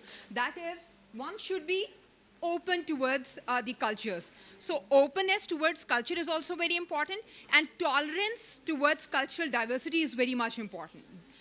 Whenever you move from one country to another country, there's always a feel when you visit a place. When you arrive at a particular place, you come to know that sometimes there is a feel that people are very overwhelming. They're very caring. They're very supportive. They're very helpful, right? So same is the case here, that he has discussed that we cannot afford to undermine threatening ideologies and divide us as humanity. So his focus was more on this division which I've mentioned before. That is, adding the adjective to the Muslims is actually creating a divide in between the goods and the bads. Religious register, as you can see on the board, that is whatever gender, race, culture, religion you belong to. Our belief, our faith, our religion taught us about tolerance, about pluralism, and about moderation. And then last but not the least, a political register. When he's talking about, he's referring towards the democracies. The way when we discuss about the concept of liberal democracies, we all know that it is talking about the freedom of speech. It is talking about protecting the rights of the people and etc. So generally he's referring towards, when he's talking about the political register, he's referring towards, the concept of liberal democracy. Moving ahead, power. Now this concept of power is very interesting. There are certain pieces of your presentation which seems to be very dominating. So this power is primarily linked with the concept of dominance. That way he was putting more attention. So more attention was that we should tolerate each other. Mutual understanding is very important. And inclusiveness is a very important factor. Even in the academia as well, we have been talking about the inclusive environment and the inclusive cultures. Because when we talk about inclusiveness, generally we are referring towards creativity, we are referring towards innovation, we are bringing on board all those people who can come up with the creative ideas. And when it comes to bringing the creative ideas on board, I think nothing should be an obstacle. Neither the religion nor the race, not the country from where you belong to. So, talking about the political discourse, he's talking about Pakistan as a country.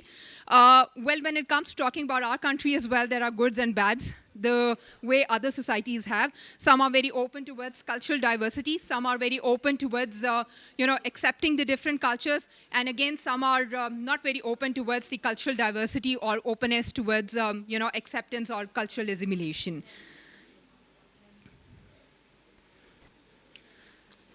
Use of personal pronouns. This is something very interesting.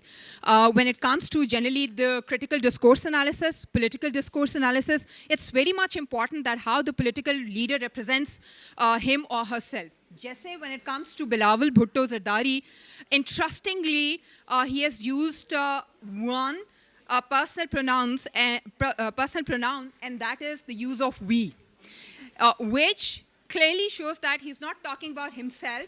He's not using a personal pronoun of I. Rather, he's referring to the overall people. He was referring about all those who were part of that particular hall in order to communicate, his message. And you can see all the examples from his speech. If you read the lines, you will clearly come to know that he's not referring towards himself. He's telling people that it's not my opinion, it's not my political opinion, but it is how this Islamophobic discourse should be discussed or should be disseminated to the world.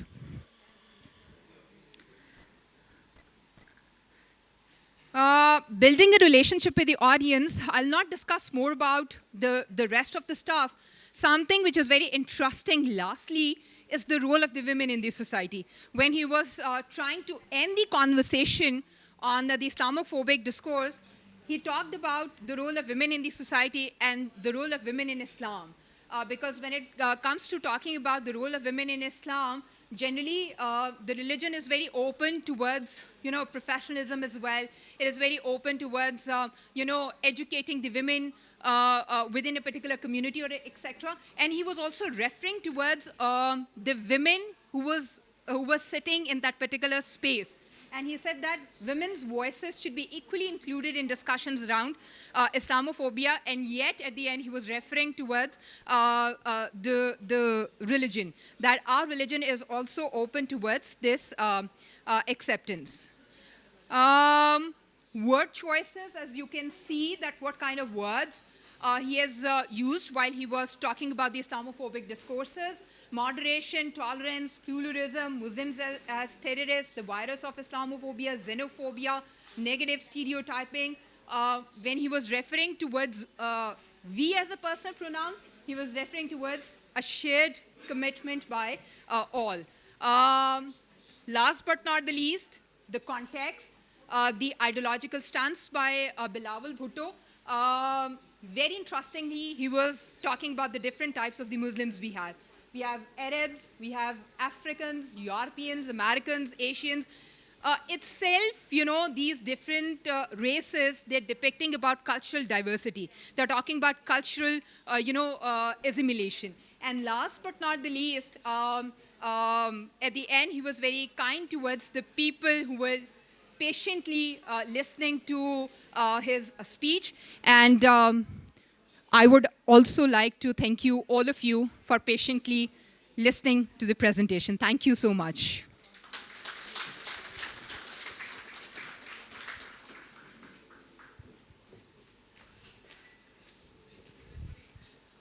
Greetings.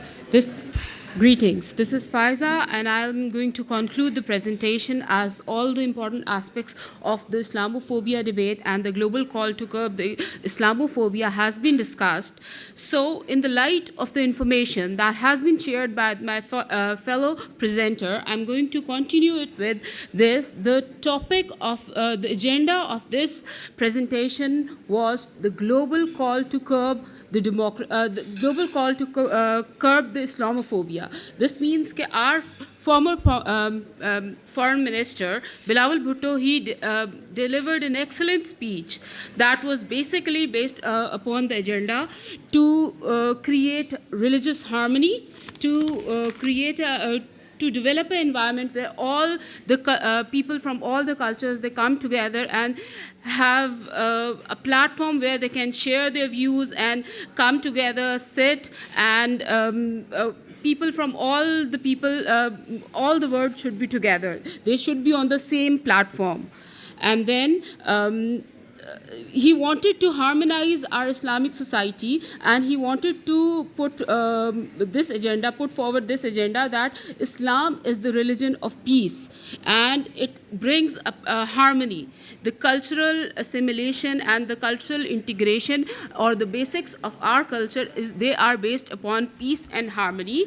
And similarly, like in any other culture, there are goods and bads. So we also have both the fractions. But unfortunately, it's the dilemma that the bads of our society, they get highlighted, and the goods of our society, they are somehow on the backside. So the agenda, basically, the platform here, why this topic is being discussed here, it's a platform for youth. The youth is listening here. We need to educate youth that Islam is the religion of peace. It is the religion of harmony. And knowing Islamic culture is knowing about peace and harmony. It is nothing to do with the terrorism. It has nothing to do with propaganda and any other thing. So basically, I have to quickly conclude the points because of the time constraint. So he wanted to educate people that all the viruses of bigotry and hatred, they are being eliminated from Islam, and they are not the part of Islam. Even our preachers, they have deliberately and continuously, they have told people to create harmony in the society. And then, okay. So I'm just concluding it with the remarks that knowing other culture is about knowing their traditions, knowing their harmony.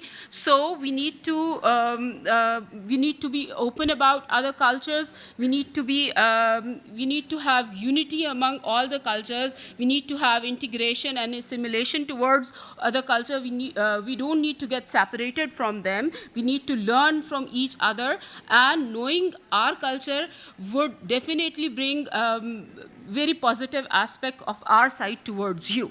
Thank you.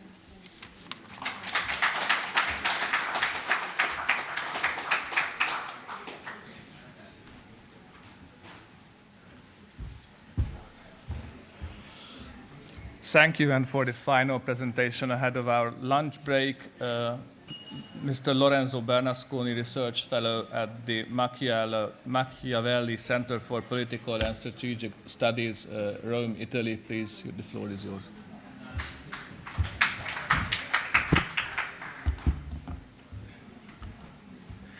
Good morning. Well, I'll cut it to the bone. I know that everybody's tired, so I don't promise that it will be good, but I promise that it will be quick. Well, as you know, during last century, education has become almost universal in Europe. While data still differ from a country to another, it is correct to say that each generation of Europeans has, on average, better chances to reach an higher degree of formal education than the previous generation. Of course, the concept of culture is broad, complex, and somewhat controversial. It would be naive to assume that longer school attendance do always produce more cultural people.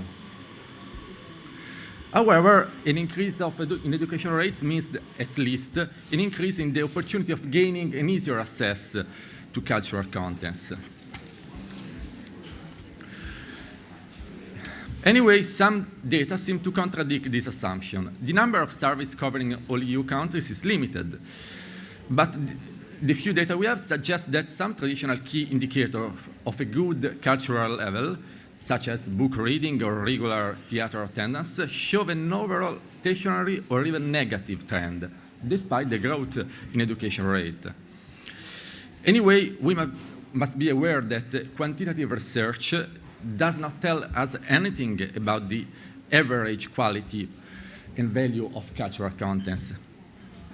Reading The Lord of the Rings and reading Justin Bieber's biography both count for one book. But I think most of you will agree that it's not exactly the same. I hope there are not so many fans of Justin Bieber here. But you never know. Fortunately, some forms of culture, such as cinema, television, and music, look more keen to be examined also with a content-wise approach. For example, Netflix provides a weekly top 10 of the most watched contents. There are no data for the European Union as a whole, but comparing data from individual member states, it looks like the figures appear to be really, really similar. On average, considering the period from January to August 2023, 7 to 8 of the most watched contents in any European country have been produced in the United States of America. If we just consider instead the top 3 contents, we will note that non-American productions represent a very tiny percentage, and also they often reach the top 3 just in their country of origin, like an Italian movie in Italy, and tend not to remain on the top for more than just 1 week. Well, I had to shorten a little bit. Things are a little bit different if we look to statistics on cinema admissions, where European content seems to be relatively more successful. However, American productions still have in the EU an astonishing market share of over 60%, while European productions struggle to reach a much more modest 30%. Even in France, the most patriotic country from a filmic point of view, European production count for almost, no, American production count for almost half of the total cinema admissions. Even if both the EU and the member states have enforced a strong regulatory framework in order to support national and European productions. If we look to the music industry, the situation seems a little bit more different. Anybody uses Spotify in this room? The 2 young ladies there. Do you use Spotify? Please, can you both come here on the stage? Please. Yes, yes, come here. With your phone.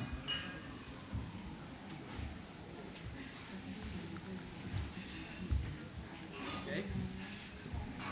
Can you tell us the title and the artist of the last song you played on your phone on Spotify? It's a French techno song, so the pronunciation will be bad, but it's Moi sur ton chemin from Bennett, and it's a techno mix of how do you say it?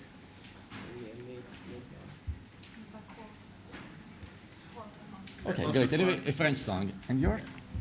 It's actually like a Christian kind of thing.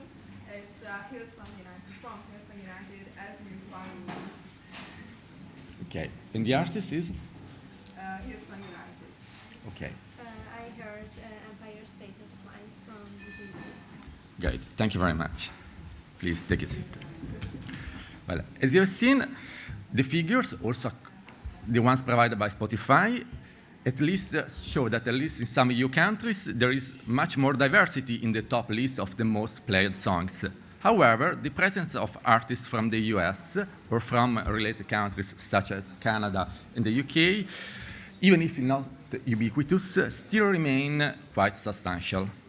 And this presence looks even more relevant if we consider that in a very fragmented market, where most artists enter the top 10 only in their own country of origin, the few ones that make it to the top in more than one European state are pretty much all American or English artists.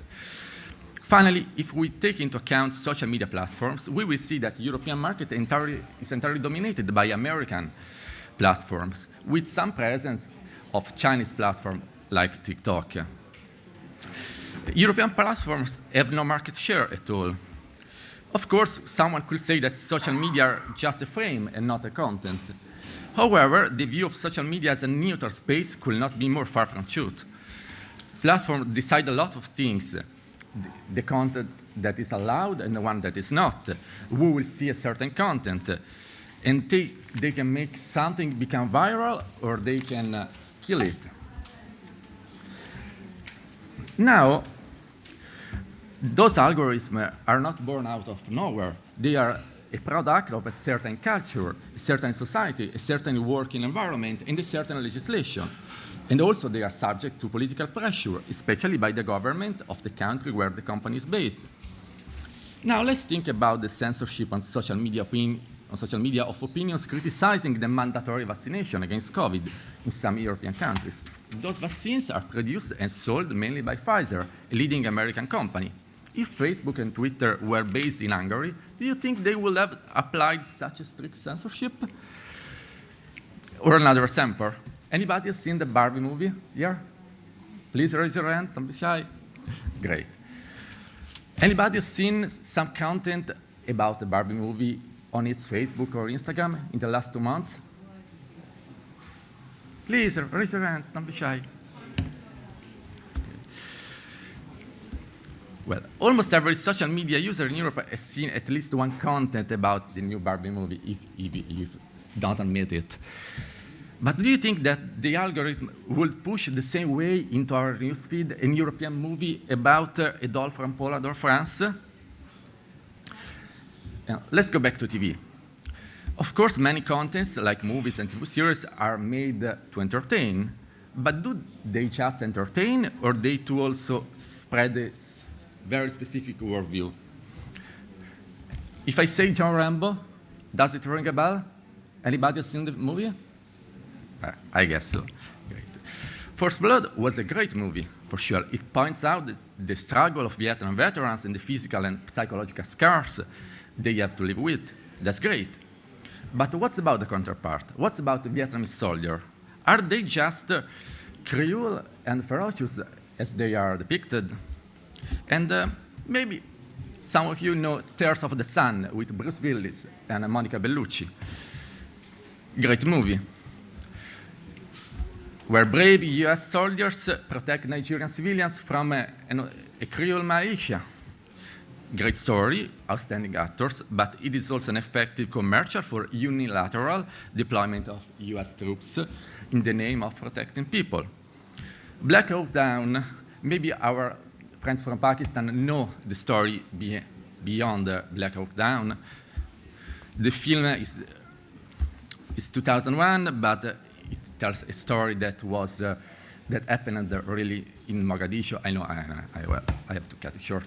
In 1993, when a Black Hawk American helicopter goes down in an area of Mogadishu controlled by local militias, and in the film it is rescued after a long battle by other American troops. In reality, it was Pakistani and Malaysian soldiers to bring them to safety. But maybe admitting that some US troops had been rescued by foreign soldiers would have ruined the narrative about the US Army being the best, bravest, and strongest in the world. Similar consideration could be made about Oppenheimer and other movies, but I really need to cut. We could talk about Black Cleopatra and Black Mermaid and cancel culture, or Snow White that is not white anymore, and the 7 dwarves that are not dwarves anymore, are not little people anymore, and are not even males anymore. But that's another story. Of course, if we look to classical music, to opera, to literature and poetry, our countries have an amazing heritage that no other part of the world could claim. But as we learned this morning from another speech, most youngsters won't listen to Chopin or read Dante and Goethe. They will listen to contemporary pop music, watch contemporary movies, and spend their time on social network. If all they find are habits and traditions that don't belong to our culture, a model of society that is far from ours, an idea of Europe as a mere extension of the United States, at the end of the day, young Europeans will feel completely detached from our European history. They will embrace, more or less consciously, the dominant American view in a sort of cultural decoupling from the social and historical background of their own countries. Quotas on TV broadcasting and financial support to high culture is not enough. I think that the European cultural industry isn't just about money. It is about promoting consciousness and trust in what our musicians, writers, and filmmakers could achieve. It is about understanding that our creators have the skill set to compete with Hollywood and with the big American music majors if they are provided resources and the right working environment. It will also create the condition for new forms of dialogue and hybridization between a high culture and a low culture that will find a common ground into plunging their roots into the same national, linguistic, and historical background. Overcoming the current cultural decoupling will help European youngsters to become more aware and more proud of their country with its history and its identity. Also, it will encourage them to prove that despite what our friends on the other side of the Atlantic may think, Europe still has the skills and the resources to become a vibrant center of artistic and cultural production, admired and respected worldwide as it has been for centuries. Thank you.